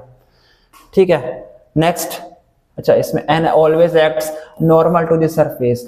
जो ये n है, n से भी डिनोट करते हैं और r से भी डिनोट करते हैं। ठीक है, रिएक्शन फोर्स वो हमेशा क्या होता है, नॉर्मल होता है, सरफेस के नॉर्मल लगेगा, सरफेस के एकदम परपेंडिकुलर लगता है। ठीक है, when two objects A and B are connected by a string, अगर मैं दो ऑब्जेक्ट को किसी स्ट्रिंग के साथ कनेक्ट कर जाता हूं, किसी स्ट्रिंग के साथ कनेक्ट करता हूं, किसी रोप के साथ कनेक्ट करता हूं तो उनके पे एक फोर्स और लगता है जिसे कहते हैं टेंशन फोर्स। अगर सेम स्ट्रिंग है तो A पर लगेगा टेंशन T और B लगाएगा A पर टेंशन। ठीक है, टेंशन फोर्स। ठीक है। तो the tend A is towards B and for object B it is towards A की तरफ होगा, ठीक है भाई। नेक्स्ट अगले में आ जाओ, कनेक्टेड मोशन। अब चीजें क्या है, एक दूसरे की कनेक्टेड हो रखी है। देखो m1 मास यह है, m2 यह है, और मैं यहां से फोर्स लगा रहा हूं F, ठीक है। तो two block mass of mass m1 m2 are placed on a perfectly smooth surface, बहुत ही स्मूथ सरफेस पे रखे हुए हैं। दोनों क्या है, कांटेक्ट पर है, कांटेक्ट पर है। जैसे ही कांटेक्ट पर चीजें आई नॉर्मल फोर्स लगता है, ठीक है। नॉर्मल फोर्स लगा m2 का इधर F और m1 पर इधर F, ठीक है। ये रहा F, ये स्मॉल f मानो इसको, ठीक है। मैंने एक फोर्स लगाया F, मैंने किस में लगाई, दोनों कांटेक्ट में। मैंने m1 पर एक फोर्स लगाया। इस सिस्टम का या इस ब्लॉक का एक्सेलरेशन क्या होगा, वो ये रहा। एक्सेलरेशन इज इक्वल टू क्या होता है, टोटल फोर्स। टोटल फोर्स कितना लगाया, F लगाया, divide by total mass m1 plus m2। आया कि नहीं आया, ठीक है। और कांटेक्ट फोर्स, कांटेक्ट फोर्स की वैल्यू बताओ, कांटेक्ट फोर्स की वैल्यू बताओ। तो मैंने F की वैल्यू बताई, F इज इक्वल टू क्या होगा, m2a, ठीक है। m2 as it is, a की वैल्यू मेरे को पता है, F divide by m1 plus का m2, ठीक है भाई। सारी चीजें यहाँ लिखी हुई है भाई, सारी चीजें यहाँ लिखी हुई है, सब चीजें कनेक्टेड है, ठीक है भाई, हर चीजें कनेक्टेड है। नेक्स्ट देखो, ये पहला केस था, ठीक है, ये पहला टाइप, ये दूसरा टाइप, ये टाइप्स है, ठीक है बच्चों। ये block system is shown in the figure, figure में ब्लॉक सिस्टम आपको दे रखा है, दोनों चिपके हुए हैं एक साथ। फोर्स लगाया इधर से, एक्सेलरेशन बताओ, same acceleration is equal to क्या, total force divide by total mass. Contact force बताओ, सेम m1a क्या है, कांटेक्ट फोर्स, ठीक है। इसकी वैल्यू क्या है m1 और a की वैल्यू क्या है, F divide by m1 plus m2, same. Next बच्चों ये देखो टाइप 3, अगर इंक्लाइन है किसी परफेक्टली स्मूथ इंक्लाइन प्लेन पर, या थीटा प्लेन क्या इस तरीके से इंक्लाइन हो रखा है, ठीक है, और उसके ऊपर ब्लॉक लगा रखा हुआ है, तब उसके बारे में आपसे क्या पूछ रहा है, इसकी चीजें पूछ रहा है। तो जब कभी भी आपको ऐसे आया ना इस तरीके से इंक्लाइन पर, थीटा पर इंक्लाइन कर रखा है, थीटा पर इंक्लाइन कर रखा है, mg हमेशा डाउनवर्ड लगेगा, ये mg यहाँ लगा mg, ठीक है, और ये इसके परपेंडिकुलर लगेगा इस तरीके से, नॉर्मल परपेंडिकुलर इस तरीके से, ठीक है। दो फोर्सेस लगेंगे, एक इस तरफ और एक इस तरफ, ठीक है। अब थीटा ये है तो थीटा ये भी होगा, तो ये हो जाएगा mg cos थीटा, ठीक है। और एक इसका इधर वाला कंपोनेंट भी आएगा, mg sin थीटा हो जाएगा, सॉरी। थीटा इस तरीके से इंक्लाइन है ना, यहां से थीटा बनाऊंगा तो ये इधर भी लगेगा, ठीक है। एक अब यहां से देखिए, यहां इस डायग्राम से साफ दिख रहा है कि अगर थीटा यहां पर है, थीटा यहां है इसका, ठीक है, ठीक है भाई। ये ब्लॉक बनाया मैंने इस तरीके से, ठीक है। थीटा यहां पर है तो इसका mg cos थीटा यहां पर, एक कंपोनेंट बना ये x एक्सिस इसके अलोंग, ठीक है, और एक बनेगा mg sin थीटा, ठीक है भाई।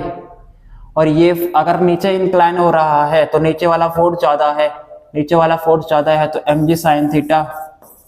आप इक्वेशन बना सकते हो, अगर ये ब्लॉक्स नीचे की तरफ गिर रहा है तो नीचे वाला फोर्स ज्यादा होगा, माइनस के क्या करेंगे, इधर भी एक फोर्स लग रहा है, हाँ ऊपर की तरफ आपने एक फोर्स लगाया है, mg माइनस क्या होगा ma, ठीक है। इस तरीके से कंडक्शन इक्वेशन बन सकती है, ठीक है। ध्यान रखेंगे इस केस में जो आपका एक्सेलरेशन होगा वो g sin थीटा होगा, g sin थीटा आपका क्या होगा, एक्सेलरेशन होगा, क्योंकि mg sin थीटा को जब आप इक्वेट करोगे, mg sin theta is equal to force, force क्या होता है ma, ठीक है। m से m कट जाएगा और a की वैल्यू क्या आ जाएगी आपके पास, g sin थीटा। ये नेट है, नेट एक्सेलरेशन, ठीक है भाई।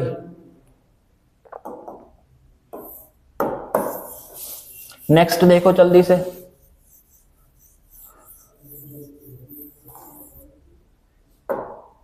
नेक्स्ट क्या रखा है कि if a block of mass m is placed on a smooth movable wedge. अब ये जो वेज है इस केस में मूवेबल नहीं थी, फिक्स्ड है, इस केस में मूवेबल है, मतलब ये वेज क्या कर रही है बच्चों, मूव कर रही है, ठीक है। अब ये मूव कर रही है तो इसका एक्सेलरेशन बताओ, ये लो एक्सेलरेशन क्या होगा, total force divide by total mass. Total mass क्या, वेज का मास कैपिटल एम और ब्लॉक का मास स्मॉल एम, ठीक है। इस पर फोर्स कितना लग रहा है, इस पर फोर्स कितना लग रहा है, इस पर फोर्स कितना लग रहा है। Force on the block F is equals to क्या होगा, total force into acceleration. Acceleration कितना हो गया, जी tan थीटा। इस केस पर देखो एक्सेलरेशन क्या हो गया, G tan theta, G tan theta, ठीक है। थीटा क्या है कि कितने इंक्लाइन पर है वेज, वेज कितना झुका हुआ है, ठीक है। तो चलो नेक्स्ट। अच्छा यह होता है ट्रेन प्रॉब्लम, ट्रेन, क्योंकि ट्रेन के बॉक्सेस क्या होते हैं, इस तरीके से जुड़े हुए होते हैं, ठीक है, आपस में। For a block system shown in the figure, acceleration of the system का एक्सेलरेशन आपको बताना है। सेम केस बच्चों, सेम केस रिपीटेड हो रही है बार बार वही चीजें, ठीक है। तो ये इंटरलिंक, इसे कहते हैं इंटरलिंक है कंसेप्ट, ठीक है भाई। टोटल फोर्स कितना लगा, एफ लगा, मैंने इधर खींचा इसको, अगर मैं इसको इधर खींचूंगा तो ये अपना आप ही बी और सी भी क्या हो जाएंगे, इन पे भी फोर्स लगेगा, क्योंकि मैंने इसमें फोर्स लगाया, इसमें इसने टेंशन फोर्स लगाया, इसमें भी इसने टेंशन T1 लगाया, टेंशन T1 लगा इसमें टेंशन T2 लगा, ठीक है। अगर अलग अलग स्ट्रिंग है तो अलग अलग टेंशन लगता है, सेम स्ट्रिंग है तो सेम टेंशन लगता है, ठीक। तो डिवाइड बाय क्या कर दिया, total mass M1 M2 M3, ठीक है।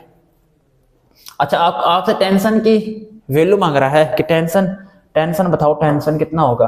लो tension T1 is equal to आ गया, इसको सॉल्व करके आता है बच्चों ये, ठीक है। तो आप डायरेक्ट भी देख सकते हो, बहुत सा सिंपल सा है। टेंशन क्या होता है, टेंशन भी एक फोर्स होता है। T1 टेंशन निकालना है, किस पे लगा, M2, और किस पे लगा, M3। तो M2 प्लस M3 और ए एक्सेलरेशन, ए आपको पता है F divide by M1 plus M2 divide by 3, और ये क्या हो गया M2 प्लस का M3, ठीक है। सेम निकालना टेंशन T2 निकालेंगे तो क्या आएगा, M3A। T2 किसको खींच रहा है, M3 को तो खींच रहा है। T1 किसको खींच रहा है, M2 और M3 को खींच रहा है, इसलिए हमने मास दोनों ऊपर लिखा, ठीक है, ठीक है भाई, ठीक है। चलो नेक्स्ट।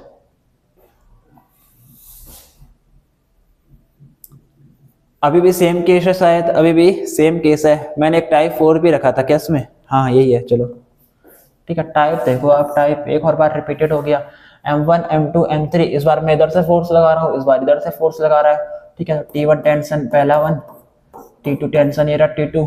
अब आप बताओ एक्सेलरेशन ये नहीं होगा, टोटल फोर्स कितना लगा सिस्टम पर, F।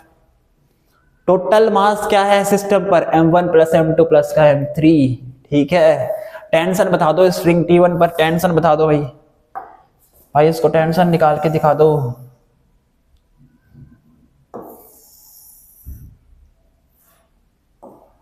टेंशन 1 क्या होगी, टेंशन 1 किस किस को खींच रहा है, M2। ये टेंशन 1 किस किस को लगी है, टेंशन 1 T1 किस पर लगी है, देखो tension is equal to mass 1 और F divide by M1 plus M2 M3। M1 पर लग रहा है टेंशन 1 T1, ठीक है।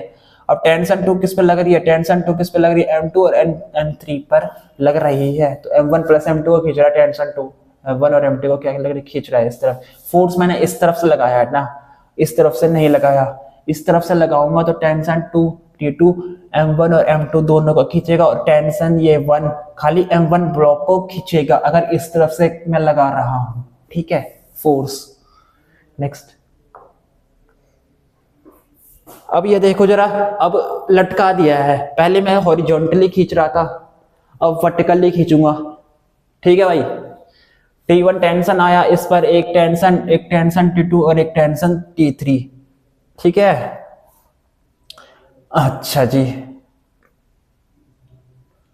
अच्छा सिस्टम का एक्सेलरेशन 0 दे रखा है, सिस्टम का एक्सेलरेशन क्या दे रखा है, 0 दे रखा है, ठीक है। तो स्ट्रिंग के अंदर टेंशन T1 कितना आएगा, टेंशन T1 कितना आएगा, देखो T1 किस किस को खींच रहा है, मास 1 मास 2 और मास 3 को, टोटल मास, और एक्सेलरेशन क्या होगा, ग्रेविटी।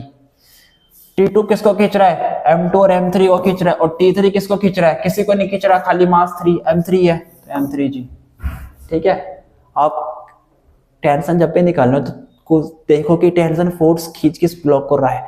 टेंशन T1 ऊपर लगा, मैं ये टेंशन T1 ऊपर लगा, किस किस को खींच रहा है, M1 को खींच रहा है, M2 को और M3 को खींच रहा है, तीनों मासेस को जोड़ दिया।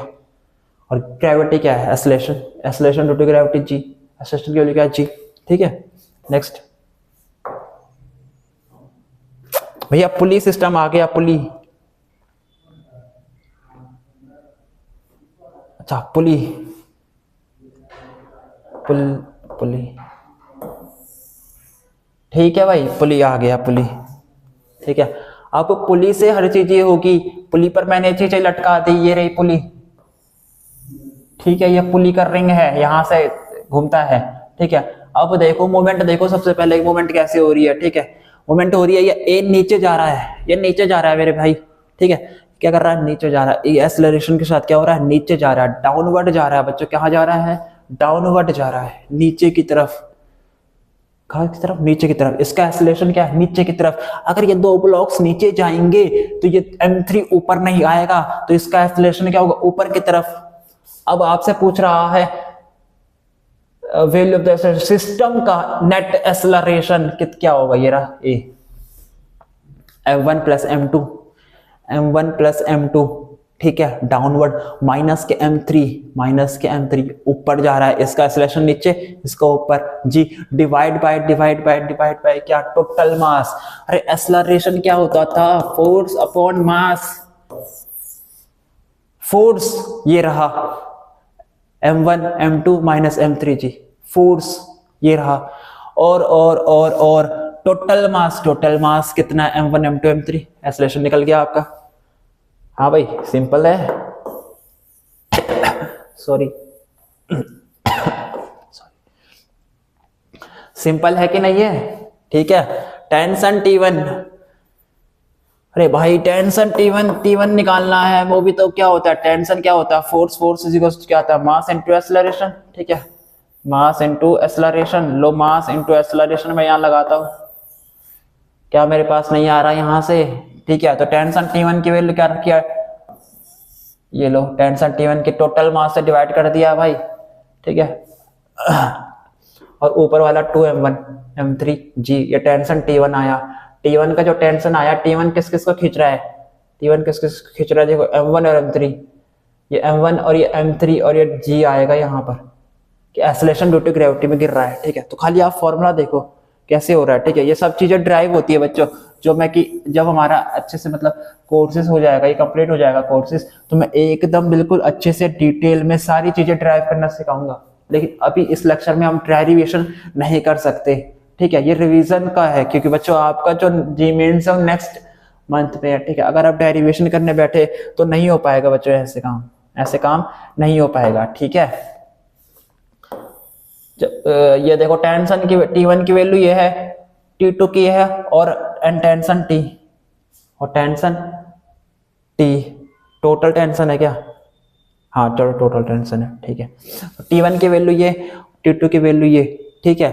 अब देखो बच्चों रिलेशन आपको यह नजर आना चाहिए कि जब भी आप टेंशन T1 या T2 में देखा है तो देखो नीचे क्या कर रहे हो आप, टोटल मास ले रहे हो, टोटल मास ले लिया।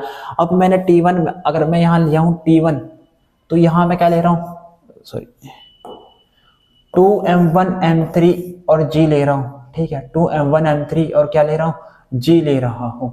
ये 2m1 m3 कहाँ से आया, 2m1 और m3 कहाँ से आएगा, ये एक्सेलरेशन की वैल्यू जब आप यहाँ डालोगे ना टेंशन में तो सिंपल आ जाएगी, आपको इक्वेशन बनाना आनी चाहिए, इक्वेशन बनाना यहाँ पर आनी चाहिए। ये ऊपर जा रहा है, ऊपर जा रहा है ए से, इसमें फोर्स लगा होगा, फ्री बॉडी डायग्राम से हर चीजें होती है बच्चों, mg, इसमें फोर्स लगा होगा mg, और ये जा क्या रहा है ऊपर, ऊपर वाला फोर्स ग्रेटर है, तो F minus mg is equal to a, ठीक है। और ये हम कैसे निकाल सकते हैं इसको, F की वैल्यू क्या है यहाँ पर, T2 टेंशन, तो टेंशन T2 माइनस के mg इज इक्वल टू क्या आ जाएगा बच्चों, ma।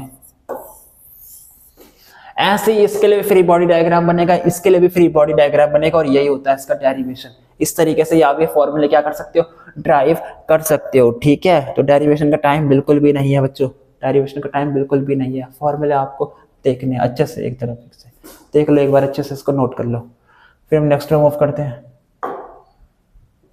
देखो for the pulley and block arrangement as shown in figure, ठीक है, ये है बहुत तगड़ा टाइप क्वेश्चन, इसे कहते हैं ना कि बॉस है, बॉस, ठीक है, ये क्या है, boss question. For the pulley and block arrangement as shown in figure we have, अब देखो क्या हो रखा है, ये पुली, ये बीच में मास, दो पुली, ग्रेटर दे रखी कंडीशन की मास m1 बड़ा है m2 से, ये वाला मास बड़ा है तो ये नीचे गिरेगा। अरे जो मास बड़ा होता है वही तो नीचे गिरता है, ठीक है। तो ये इसमें नीचे डाउनवर्ड एक्सेलरेशन होगा, और नीचे गिरेगा तो ये जाहिर सी बात है से ऊपर खींचेगा, तो इसमें एक्सेलरेशन क्या होगा, ऊपर की तरफ। सिस्टम का नेट एक्सेलरेशन बताना है, इस सिस्टम में नेट कितना एक्सेलरेशन होगा, तो a net is equal to net accelerating force की टोटल फोर्स कितना लग रहा है divide by total mass m1 m और m2। नेट एक्सेलरेटिंग फोर्स बताना है कि टोटल फोर्स इसमें कितना लग रहा है, तो कितना लग रहा है बच्चों, m1g माइनस के m2g, m1g माइनस के m2g, क्योंकि एक फोर्स देखो इसमें फोर्स नहीं लग रहा, m1g माइनस के m2g, ये नीचे आ रहा है, ये फोर्स नीचे की तरफ लग रहा है इसकी, इसको धरती में अपनी तरफ खींच रही है m1g, और ये क्या जा रहा है, उसमें फोर्स ऊपर लग रहा है, तभी हमने क्या किया, माइनस का साइन किया ना, ये a से ऊपर जा रहा है और दूसरा a से नीचे आ रहा है, इस तरीके से। टेंशन T1 बता दो, टेंशन T1 बता दिया, T1 टेंशन इस इक्वल टू क्या होगा, टेंशन T1 क्या है यहाँ पर, ठीक है, मास m1 और g माइनस a, ठीक है, ये हो गया m1 g माइनस का a, ठीक है। इस तरीके से एक्सपैंड करेंगे, खोलेंगे, वैल्यूज को पुट करेंगे, तो ये इसकी वैल्यूज को आपको यहाँ डालनी थी, a की वैल्यू, ठीक है, तो ये फॉर्मूला बन जाएगा आपका, और ये फॉर्मूला इस तरीके से बन जाएगा दूसरा, ठीक है। टेंशन T1, टेंशन T2, ठीक है, ठीक है भाई, पुली वाली है ना, या टेंशन T1, इसमें भी T1 ही क्रिएट होगा क्योंकि पुली की वायर जुड़ रखी है, सेम वायर, ये दूसरी पुली है, ठीक है, तो उसकी जो टेंशन होगा इसमें दूसरा T2 होगा, सेम टेंशन मत लेना। टेंशन T2 क्या होगा, G प्लस A, T2 कहां जा रहा है भाई,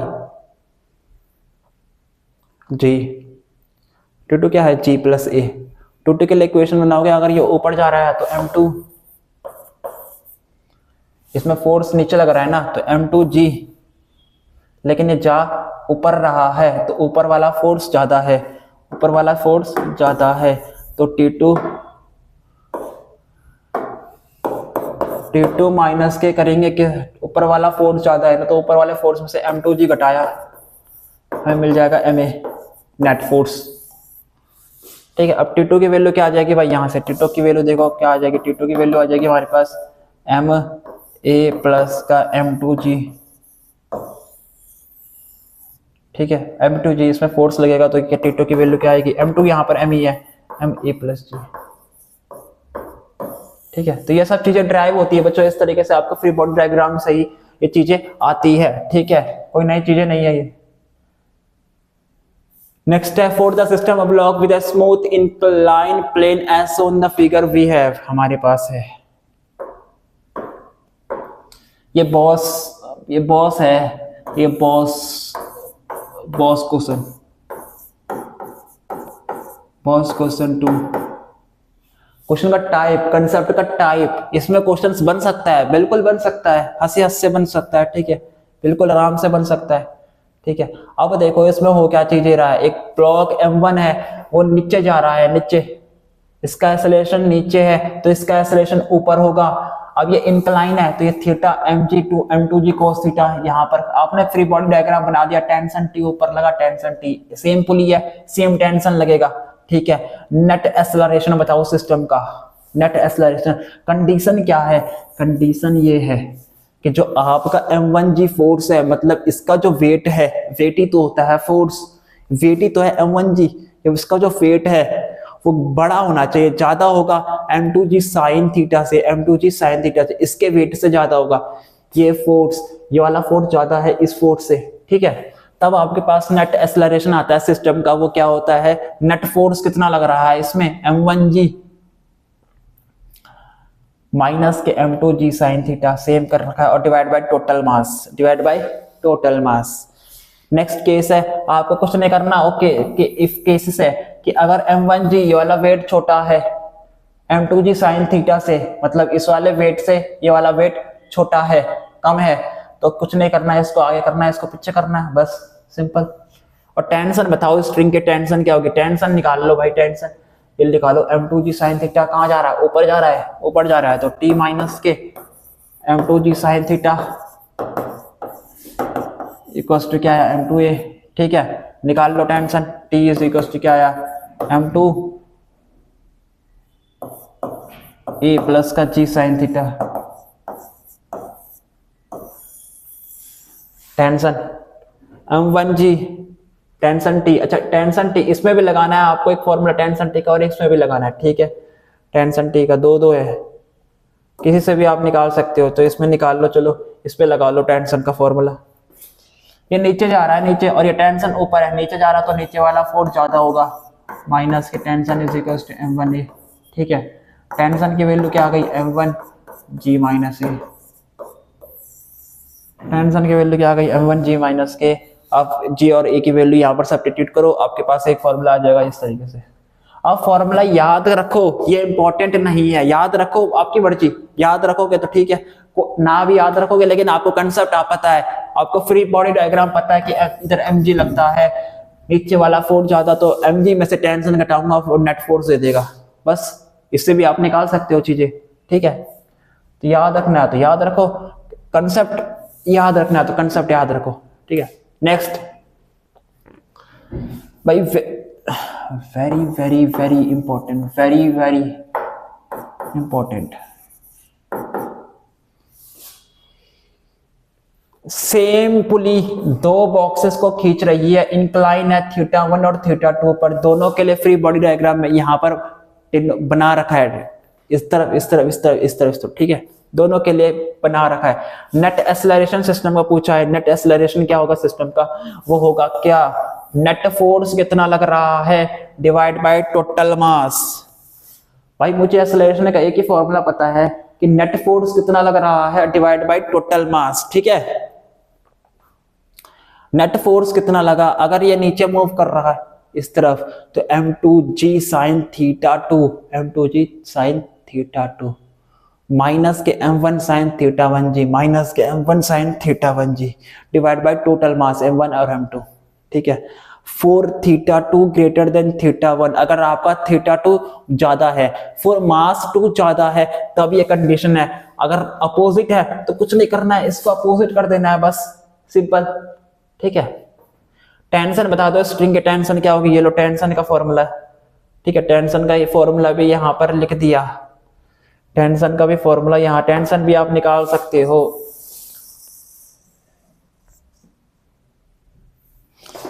टेंशन भी आप निकाल सकते हो, खुद भी बना सकते हो, खुद भी निकाल सकते हो। देखो ये नीचे जा रहा है, ये नीचे जा रहा है और ये ऊपर जा रहा है, टेंशन ऊपर लग रहा है, ये नीचे जा रहा है, तो m2g sin θ2, तो यहाँ क्या आएगा, तो यहाँ आएगा देखो कमाल, m2g sin θ2, m2g sin θ2 minus के करेंगे टेंशन, तो माइनस के करेंगे टेंशन, नीचे जा रहा है वो आएगा m2a के बराबर, टेंशन की वैल्यू आ गई m2 आएगा खाली g sin θ2 माइनस के में आएगा,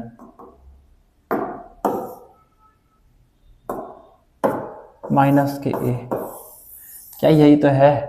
फिर बाद में आप वैल्यूज डालोगे किसकी, a की, तो ये इक्वेशन वही बन जाती है, ठीक है, इस तरीके से। नेक्स्ट चलो, नेक्स्ट हो गया था, हाँ हो गया, चलो ठीक है। अब क्या है बच्चों, कॉन्करेंट फोर्सेस। कॉन्करेंट फोर्सेस क्या फोर्सेस होते हैं, ठीक है। देखो concurrent for mathematically for equilibrium के लिए आप देखो इस चीज को, देखो ये एक पॉइंट है, इस पॉइंट पर एक फोर्स लगाया इस तरीके F1, एक फोर्स लगाया मैंने यहां से F2, और एक फोर्स लगाया मैंने यहां से F3, तीनों फोर्स एक ही पॉइंट पर लग रहे हैं, अलग अलग जगह से सेम पॉइंट पर तीनों फोर्स क्या हो रहे हैं, लग रहे हैं। तो इन फोर्सेस का जो मैं वेक्टर सम लेता हूं, एफ नेट लेता हूं, वो क्या आता है, 0। इसे कहते हैं concurrent forces, the necessary condition of for the equilibrium of a body under contract, मतलब इसे कह सकते हैं कि कॉन्करेंट फोर्सेस में, ठीक है। अगर इक्विलिब्रियम कंडीशन आती है, इक्विलिब्रियम कंडीशन मतलब ऐसी कंडीशन जहां पर तीनों फोर्सेस का जब आप सम करते हो, मतलब सिग्मा एफ नेट निकालते हो, सिग्मा एफ नेट निकालते हो, वो किसके इक्वल आता है, 0 को। इसे कहते हैं इक्विलिब्रियम, इक्विलिब्रियम, ठीक है, कंडीशन। तो if a number of forces act at the same point they are called concurrent forces. एक सेम पॉइंट पर डिफरेंट डिफरेंट फोर्सेस लग रहे हैं, इसे कहते हैं कॉन्करेंट फोर्सेस। ठीक है, इक्विलिब्रियम की कंडीशन क्या होती है, जब इन तीनों फोर्सेस का जब आप क्या करते हो वेक्टर सम लेते हो वो जीरो के इक्वल आ जाए, तब उसे कहते हो अब इक्विलिब्रियम कंडीशन पर है। ठीक है, इक्विलिब्रियम पोजीशन पर है। ठीक है भाई। अच्छा, एक और चीज, लेमी थ्योरम। लेमी थ्योरम, ठीक है, क्या कहती है भाई ये? अच्छा, क्या कहती है ये कहती है कि अगर इस पॉइंट पर आपने डिफरेंट डिफरेंट फोर्सेस लगाई या थ्री कॉन्करेंट फोर्सेस लगाई जो कि इक्विलिब्रियम पोजीशन पर है और किसी एंगल पर घूमे हुए हैं, क्या अल्फा, बीटा और गामा। ठीक है, तो अगर मैं पी के अलोंग लिखना चाहूं तो पी के सामने वाला एंगल कौन सा है? अल्फा, तो P divide by sine alpha equals to Q. Q Q देखो, क्यू के सामने वाला एंगल बीटा, तो Q divide by sine beta. याद करने का तरीका है बच्चों बहुत सिंपल, आर के सामने वाला R divide by sine gamma. ठीक है, ये होता है लेमी थ्योरम। ठीक है, याद कर लो, काफी इंपॉर्टेंट है, कई कई कॉन्सेप्ट पर लगती है बीच में। ठीक है, दो कॉन्सेप्ट जहां पर मिक्स होते हैं ना, तो वहां पर छोटा कॉन्सेप्ट बन के आता है लेमी थ्योरम। चलो भैया, याद करने का तरीका बता दिया आपको ना। पी या पी के सामने वाला अल्फा, तो P divide by sine alpha equals to Q. Q के सामने वाला बीटा और आर के सामने वाला गामा, तो आर के नीचे लिखना गामा। इस तरीके से चीजें करनी है। तो फ्रिक्शन फोर्स क्या होता है? जब दो सरफेस कांटेक्ट में होते हैं तो उनके बीच में एक फोर्स लगता है, जिसे कहते हैं फोर्स ऑफ फ्रिक्शन। और ये फोर्स ऑफ फ्रिक्शन क्या करता है? हमेशा अपोज करता है उन दो कॉन्टैक्ट बॉडीज जो आपस में कॉन्टैक्ट है उस पर जो मोशन के, उसके मोशन को क्या करता है? अपोज करता है। क्या करता है बच्चों? अपोज करता है, उसके मोशन को रोकने की कोशिश करता है। ठीक है, अगर मैंने एक फुटबॉल को किक मारी, फुटबॉल घूमी घूमी चलती चलती गई और थोड़े बाद रुक जाती है, ऐसा क्यों? क्योंकि जो फ्रिक्शन होता है, ग्राउंड का जो फ्रिक्शन होता है वो उसको रोकने की कोशिश करता है। ठीक है, रोकने की कोशिश करता है, उसके फोर्स को, उसकी वेलोसिटी को कम करने की कोशिश करता है, और एक टाइम ऐसा आता है कि वो कामयाब भी हो जाता है। इसे कहते हैं फ्रिक्शन। ठीक है भाई, friction friction friction. Types of friction, चलो भाई। फ्रिक्शन का पहला type static friction. Static friction में बॉडी मूव नहीं कर पाती। स्टैटिक फ्रिक्शन वो क्या होता है कि ऐसा फ्रिक्शन जो बॉडी को मूवमेंट, मतलब बॉडी का मूवमेंट रोक दे, उसे मूवमेंट करवाई नहीं, तो उसे कहते हैं स्टैटिक फ्रिक्शन। स्टैटिक फ्रिक्शन मतलब देखो इसको इस तरीके से, ये बॉडी यहां रखी हुई है, मान लो अलमीरा, ये अलमीरा है। ठीक है, इसको मुझे धक्का मारना है, मैंने फोर्स लगाया F1 = 10 न्यूटन, नहीं हिल पाया, नहीं हिला ही नहीं, अपनी जगह से नहीं हिला। फोर्स बढ़ाया 20 न्यूटन, नहीं हिला। फोर्स बढ़ाया 30 न्यूटन, नहीं हिला। फोर्स बढ़ाया 40, फोर्स बढ़ाया 100, मैं इसको हिला ही नहीं पा रहा हूं, इसको हिला ही नहीं पा रहा हूं, क्योंकि इसका फ्रिक्शन इतना ज्यादा है, इसका फ्रिक्शन बहुत ज्यादा है मेरे फोर्स से। जो इतना मैं फोर्स लगा रहा हूं उस फोर्स से इसका फ्रिक्शन काफी ज्यादा है। इसके फ्रिक्शन को हम लिखते हैं Fs। ये Fs क्या है? Friction of static. और ये किसके इक्वल होता है? μsr के, μsr के। ठीक है, इस तरीके से जो मैंने फोर्स लगाया, अगर आपका फोर्स, ये लिखो फोर्स एक्सटर्नल क्या हो गया? ये तो ये स्टैटिक फ्रिक्शन होता है। स्टैटिक फ्रिक्शन में कभी भी बॉडी मूव नहीं कर सकती। ठीक है, क्योंकि उसमें जो उसका स्टैटिक फ्रिक्शन, एक्सटर्नल फोर्स आपका बहुत कम होता है। ठीक है, इस तरीके से। तो static friction is opposing force that comes into play when one body is at rest and a force act to move it over the surface of another body. It is a self adjusting force and is always equal and opposite to the applied force. Self adjusting force इसको इसलिए कहते हैं क्योंकि मैंने 10 Newton लगाया, नहीं हिला, मैंने 20 किया, नहीं हिला, 30 किया, नहीं हिला, 40 किया, नहीं हिला। इस अपने जैसे जैसे मैं फोर्स बढ़ा रहा हूं वैसे वैसे ये भी तो अपना फोर्स एडजस्ट कर रहा है। ठीक है, सेल्फ एडजस्टिंग इसे ही कहते हैं। मैं फोर्स बढ़ा रहा हूं तो ये भी क्या कर रहा है? अपना फोर्स बढ़ा रहा है, फोर्स ऑफ फ्रिक्शन बढ़ा रहा है, एडजस्ट कर रहा है मेरे फोर्स के अकॉर्डिंग। ठीक है, इसे कहते हैं सेल्फ एडजस्टिंग फोर्स। नेक्स्ट है कि limiting friction. limiting friction is the maximum static friction, is the maximum static friction. Static friction की मैक्सिमम वैल्यू ही लिमिटिंग फ्रिक्शन कहलाती है। मतलब ये फ्रिक्शन है, अगर अब आपने एक्सटर्नल फोर्स इस लिमिटिंग फ्रिक्शन से ज्यादा लगा दिया तो बॉडी मूव कर जाएगी, बॉडी मूव कर जाएगी, ठीक है, बॉडी क्या कर जाएगी, मूव कर जाएगी। तो limiting friction is the maximum static friction, ठीक है। तो it is the limiting maximum value of the static friction when a body is just on the bridge starting of its motion over the surface of another body, start कर जाएगी, ठीक है। अब देखो ये नॉर्मल लगा, अगर मैंने फोर्स इधर लगाया तो फ्रिक्शन इधर लगेगा एफ म्यू एन, ठीक है। फ्रिक्शन डायरेक्टली प्रोपोर्शनल होता है फ्रिक्शनल फोर्स किस पे, नॉर्मल पर, ठीक है। सरफेस ये नॉर्मल लगा ना, परपेंडिकुलर, उस पर क्या होता है, डायरेक्टली प्रोपोर्शनल होता है। और म्यू एक कोफिशिएंट होता है लिमिटिंग फ्रिक्शन का, जैसे mu S coefficient of static friction का कोफिशिएंट होता है। कोफिशिएंट की वैल्यू क्या आती है, force of friction divide by normal, ठीक है। बहुत सिंपल चीज है।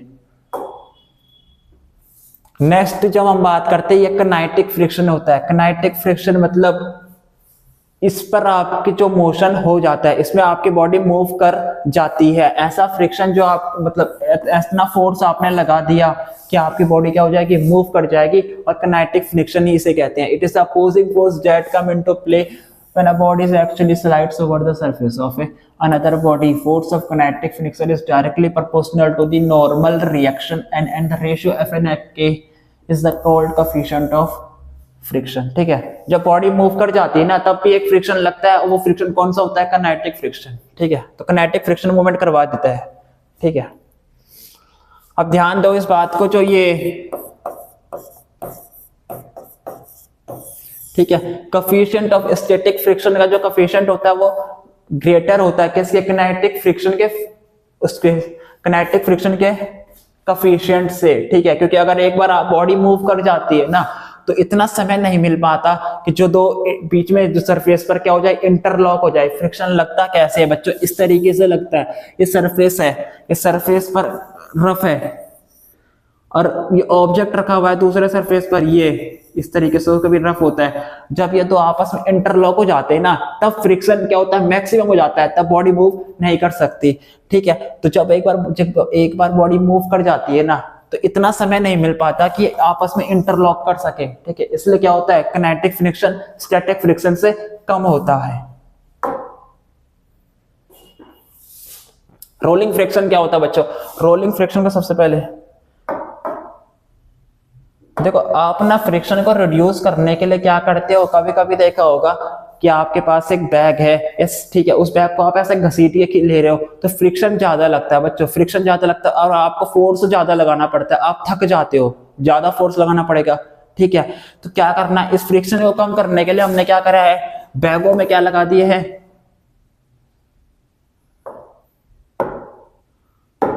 ठीक है। हमने जो बैग में क्या लगा दिया है, हमने बैगों में क्या लगाया बच्चों, टायर लगा दिए हैं। क्या लगा दिए, टायर लगा दिए हैं, ठीक है। अब जो टायर होते हैं ये रोलिंग फ्रिक्शन देंगे। रोलिंग फ्रिक्शन क्या होता है, कम होता है स्टैटिक से, क्या होता है, कम होता है, और आप आसानी से क्या करते हो, कम फोर्स पे भी उसको आराम से स्लाइड करवा सकते हो। तो रोलिंग फ्रिक्शन किस पर डिपेंड करता है, वो डायरेक्टली प्रोपोर्शनल होता है नॉर्मल पर, और इनवर्सली प्रोपोर्शनल होता है रेडियस ऑफ द व्हील पर। मतलब अगर ये चक्का है, चक्के का रेडियस पर क्या होता है, इनवर्सली। जितना बड़ा ये चक्का होगा, जितना बड़ा ये चक्का होगा, ये लो, जितना बड़ा ये चक्का होगा, जितना बड़ा ये चक्का होगा उतना ही कम क्या होगा, फ्रिक्शन लगेगा, उतना ही कम क्या लगेगा, रोलिंग फ्रिक्शन कम लगेगा। और जितना ही छोटा ही चक्का होगा उतना ही ज्यादा आपको लगाना पड़ेगा फ्रिक्शन, रोलिंग फ्रिक्शन, ठीक है। यही आपका रोलिंग फ्रिक्शन होता है।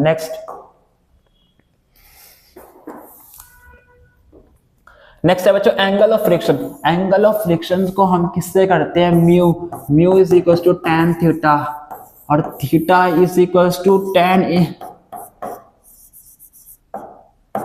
ठीक है। Mu is equal to tan theta is equal to tan inverse mu, ठीक है। ये होता है इस तरीके। ये थीटा क्या है आपका, थीटा क्या है, angle of friction. Angle of friction निकालते कैसे, देखो ये आपका एक rough body free body diagram बना है, नॉर्मल ऊपर लगा है और फ्रिक्शन इधर लगा है, ठीक है। इन दोनों का रिजल्टेंट आया आर यहाँ पर, अब रिजल्टेंट और नॉर्मल के बीच का जो एंगल होता है, रिजल्टेंट, मेरी बात को ध्यान से सुनो, रिजल्टेंट और क्या, रिजल्टेंट और नॉर्मल के बीच में जो बनने वाला एंगल होता है वही एंगल क्या होता है, एंगल ऑफ फ्रिक्शन। और उसकी वैल्यू किसके इक्वल होती है, कोफिशिएंट ऑफ फ्रिक्शन के इक्वल होती है। कोफिशिएंट ऑफ फ्रिक्शन क्या होता है, mu, mu is equal to tan theta और theta is equal to tan inverse mu.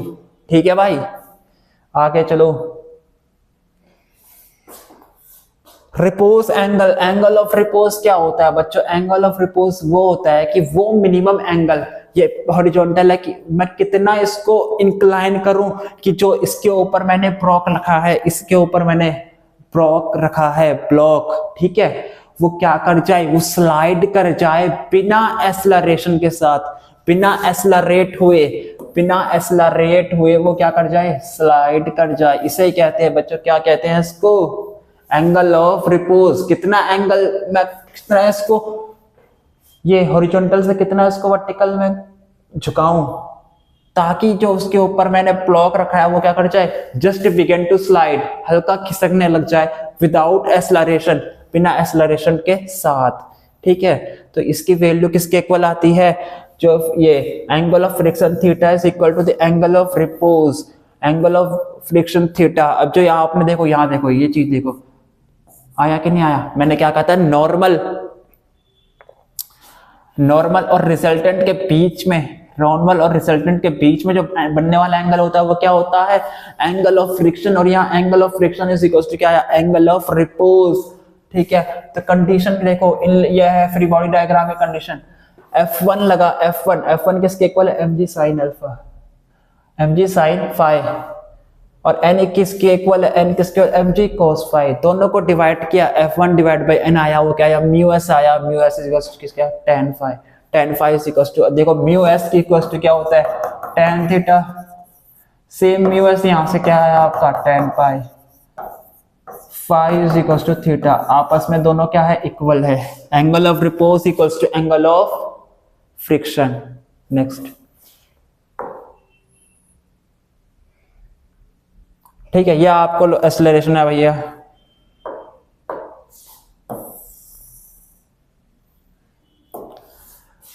Acceleration of a block on applying force on a rough surface. देखो rough surface यहां पर रखा हुआ है और आपको क्या पूछ रहा है कि सिस्टम का एक्सेलरेशन बता दो, सिस्टम का क्या बता दो बच्चों, एक्सेलरेशन बता दो। तो चलो बता दो इसका एक्सेलरेशन क्या होता है भाई, net force divide by total mass m।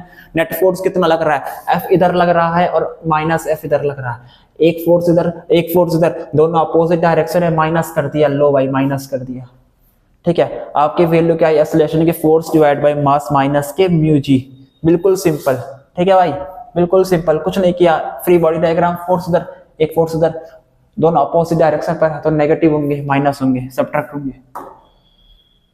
अब झुकाव में आ गया, झुकाव में अल्फा एंगल ऊपर है। अब बता दो इसका क्या एक्सेलरेशन, बता दो इसका इंक्लाइन प्लेन का, इसका ए किसके इक्वल होगा, इसका ए किसके इक्वल होगा, इसका एक्सेलरेशन किसके इक्वल होगा। ये देखो क्या लिखा है, ए इज इक्वल टू क्या होगा, जी साइन अल्फा माइनस के mu g cos alpha, mu g cos alpha. ठीक है, a is equal to g sine alpha. एक इधर नीचे फोर्स कहाँ लगा भाई, फोर्स कहाँ है, नीचे की साइड, नीचे की साइड ब्लॉक गिर रहा है, फ्रिक्शन लगेगा इस साइड। ठीक है, तो यहां से आएगा आपकी एन की वैल्यू, नॉर्मल आ जाएगा mg cos अल्फा, और mg से mg कटोगे आप sin alpha cos alpha cos tan alpha, और a की वैल्यू क्या आएगी, g sin alpha. g sin alpha क्या है, ये वैल्यू g sin अल्फा, ये वैल्यू g sin अल्फा। ठीक है, माइनस करना है म्यू जी, माइनस करना है क्या, mu G cos alpha, mu जी cos अल्फा। ठीक है, म्यू जी क्या करना है, cos अल्फा। देखो इसमें जब आप करोगे ना, ये force is equal to mu N, ठीक है, ये आएगा म्यू, और n की वैल्यू क्या आएगी, mg cos अल्फा, m बाहर लिखो, यही तो है g sin अल्फा माइनस के म्यू g cos अल्फा। ये नेट, ये g नेट है, g net acceleration of the system. ठीक है भाई, चलो भाई नेक्स्ट, नेक्स्ट देखो, retardation of A block sliding up. अब देखो यार, इस बार फोर्स क्या, अब ये स्लाइड ऊपर की तरफ स्लाइड कर रहा है, ऊपर की तरफ स्लाइड कर रहा है। कुछ नहीं करना था, प्लस साइन यहाँ पर इंक्लूड किया। देखो जी साइन अल्फा प्लस का म्यू कोस अल्फा। पिक्चर देखो एक बार, वापस पिक्चर देखो, जी साइन अल्फा माइनस के म्यू कोस अल्फा। समझ में आया? रिटार्डेशन होगा तो कैसे होगी चीजें, प्लस, सिंपल एक्सेलरेशन तो माइनस। ठीक है भाई। अब इसके बच्चों क्वेश्चंस देखेंगे, क्वेश्चंस करते हैं इसको। चलो क्वेश्चन सेशन स्टार्ट हो गया। ठीक है, पहला क्वेश्चन देखो बच्चों, सिंपल है बच्चों, आप करो इसको कॉपी में, सिंपल मस्त। ठीक है, 2 मासेस m1 m2 दे रखा है। ठीक है भाई,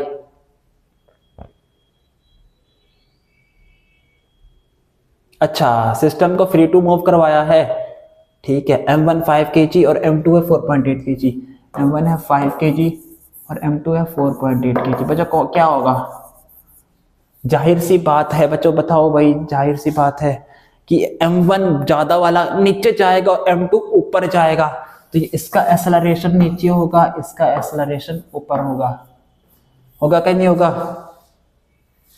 ठीक है भाई, अब बनाओ इक्वेशन, बनाओ इक्वेशन। कैसे बनाएंगे, ये नीचे जा रहा है, नीचे जा रहा है, मतलब नीचे वाला फोर्स बड़ा होगा, तो m1g।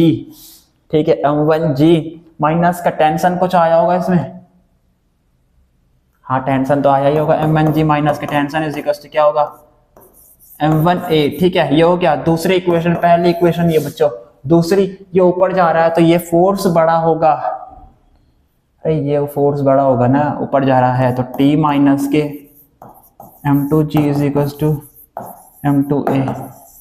ठीक है, दोनों इक्वेशन से टेंशन को इक्वेट करो, टेंशन की वैल्यू क्या आएगी, m1g माइनस के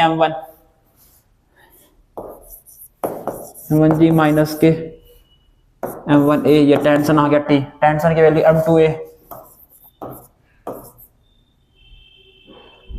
प्लस का m2g। ठीक है भाई, अब m2 को m2 की जगह रहने दो और m1 को m1 की लो, तो यहां से आएगा m1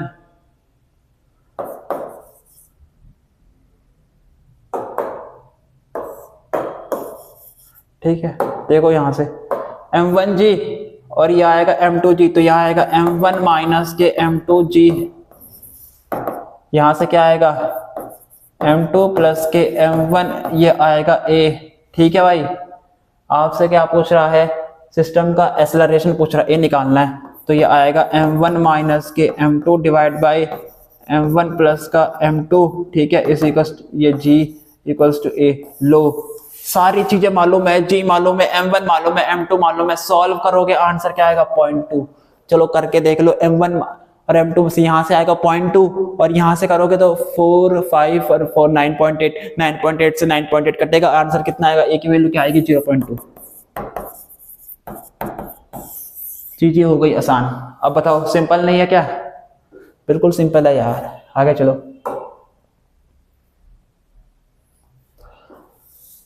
नेक्स्ट केस क्या है, जी मेंस 2018। ठीक है, मतलब 2 masses m1 mkg 10 kg connected by an inextricable string over a frictionless pulley are moving as shown in the figure. The coefficient of friction of horizontal is surface mu is equal to 0.15 दे रखा है आपको। ठीक है, आगे चलो, the minimum weight m that should be put on top of mass or put on top of m2 to stop the motion is। ठीक है, तो मिनिमम मास आपको बताना है कि मैं ये मिनिमम मास कितना रखूं, यहां पर मैं मिनिमम मास कितना रखूं कि जो ये मोशन है इसका वो रुक जाए।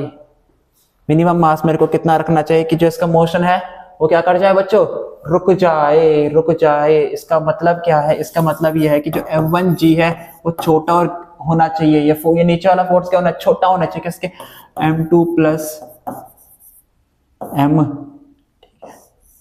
m2 प्लस m किसके इक्वल होगा,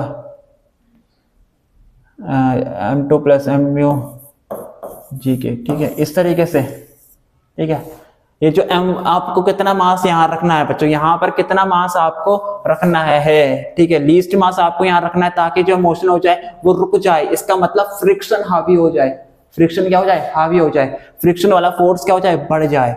ठीक है, तो आप इसको सॉल्व करोगे तो आगे आपका आंसर क्या कितना आएगा, 27.3 आएगा। देखो मास की जो वैल्यू आती है मेरे इसको सॉल्व करने से 23.3 समथिंग आएगी, ठीक है, कि मतलब इतने से क्या होना चाहिए आपका, बड़ा होना चाहिए मास इतने से, और इससे बड़ा क्या सिंपल यहाँ पर मिल रहा है, ये ज्यादा बड़ा हो जाएगा। 27 ठीक मैच कर रहा है, ठीक है, इसको सॉल्व करना पड़ता है, ठीक है। कमेंट सेक्शन में इसके आंसर लिखना जरूर। नेक्स्ट, अच्छा बहुत ही बढ़िया क्वेश्चन, बहुत ही जी एडवांस आ गया शायद जी एडवांस का बच्चों मेरे हिसाब से तो काफी थिंकिंग स्किल वाला क्वेश्चन है, लेकिन चलो करते हैं इसको स्टार्ट। एक कैराज ऑफ मास m, कैराज एक मास m की है, length l is joint to the end, इसकी लेंथ l है, l लेंथ के कैराज है। A block of mass m is released from the slope of height h, एक स्लोप से हाइट से मैं एक ब्लॉक ऑफ मास m गिरा रहा हूं।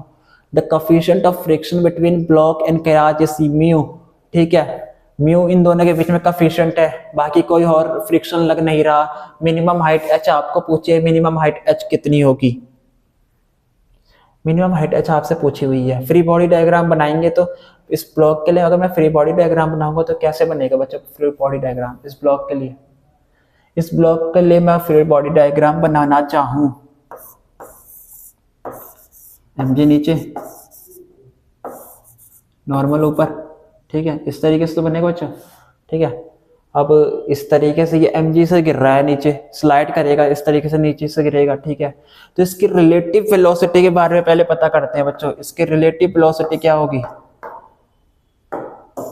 इसकी वेलोसिटी क्या होगी बिफोर रीचिंग द, यहां तक पहुंचने पर इसने कितना समय लिया, v स्क्वायर माइनस के u square is equal to क्या होता है 2as, ठीक है। ये लगाते हैं तो मेरे को मिलती है इसकी v इसी को क्या मिलती है √2g और ये h, g a की वैल्यू क्या, ये एक्सेलरेशन ड्यू टू ग्रेविटी में गिरेगा और h हाइट से गिरेगा, ठीक है, s की वैल्यू ये, ठीक है।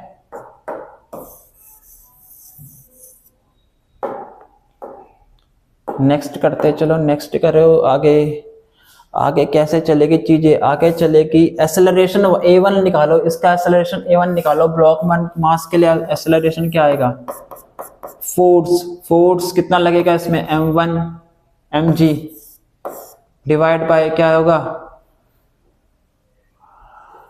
डिवाइड बाय फोर्स mg लगेगा ना इसमें, म्यू g लगेगा माइनस के,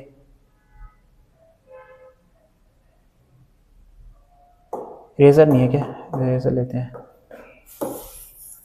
ठीक है।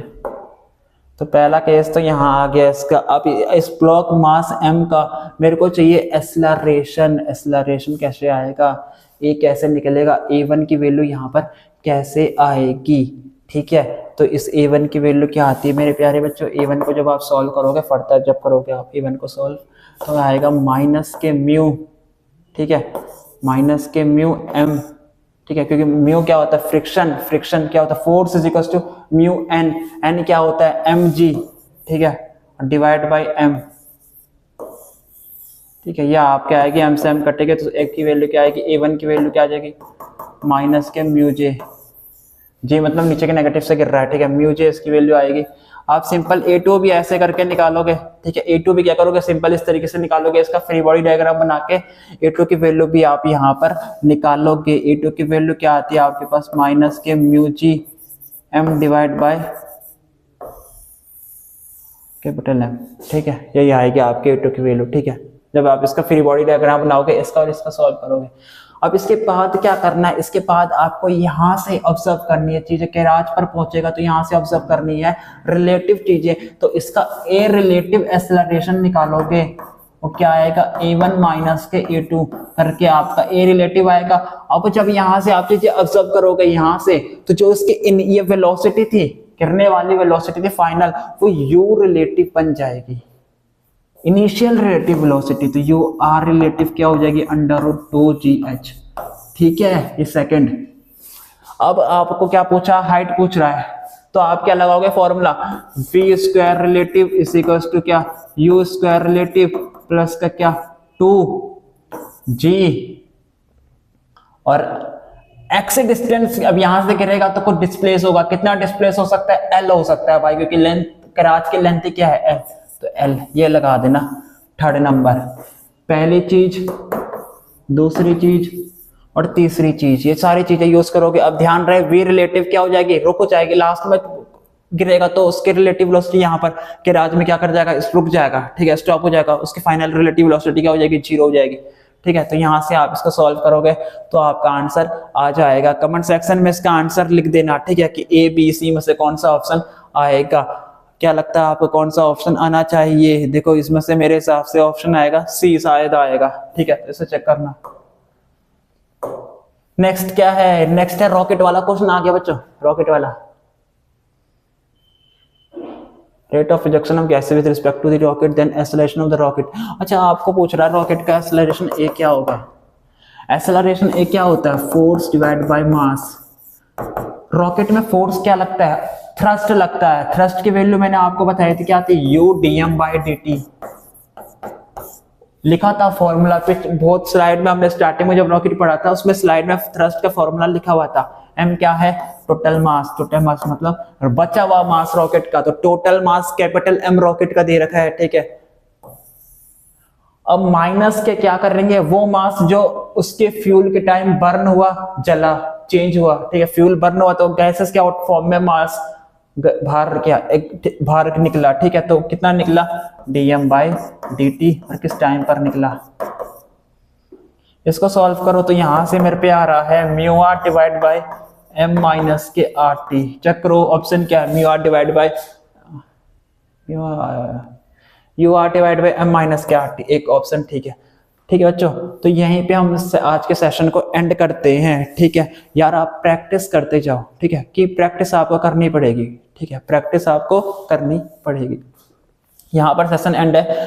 कल नए सेशन में हम सर्कुलर मोशन के बारे में पढ़ेंगे, ठीक है। तब तक के लिए बच्चों की प्रैक्टिस, कीप लर्निंग, ठीक है। और वीडियो अगर आपको अच्छा लगा हो तो वीडियो को लाइक करना, शेयर करना, अपने दोस्तों के साथ शेयर करना ज्यादा से ज्यादा, और चैनल को सब्सक्राइब करना, क्योंकि सारा कोर्स, पूरा कोर्स का जो स्ट्रक्चर होगा जी मेंस का 40 डेज का, वो इसी चैनल पर आने वाला है और आगे भी आता रहेगा, ठीक है। इसलिए इस चैनल को आपको सब्सक्राइब कर देना, ठीक है। थैंक यू बच्चों।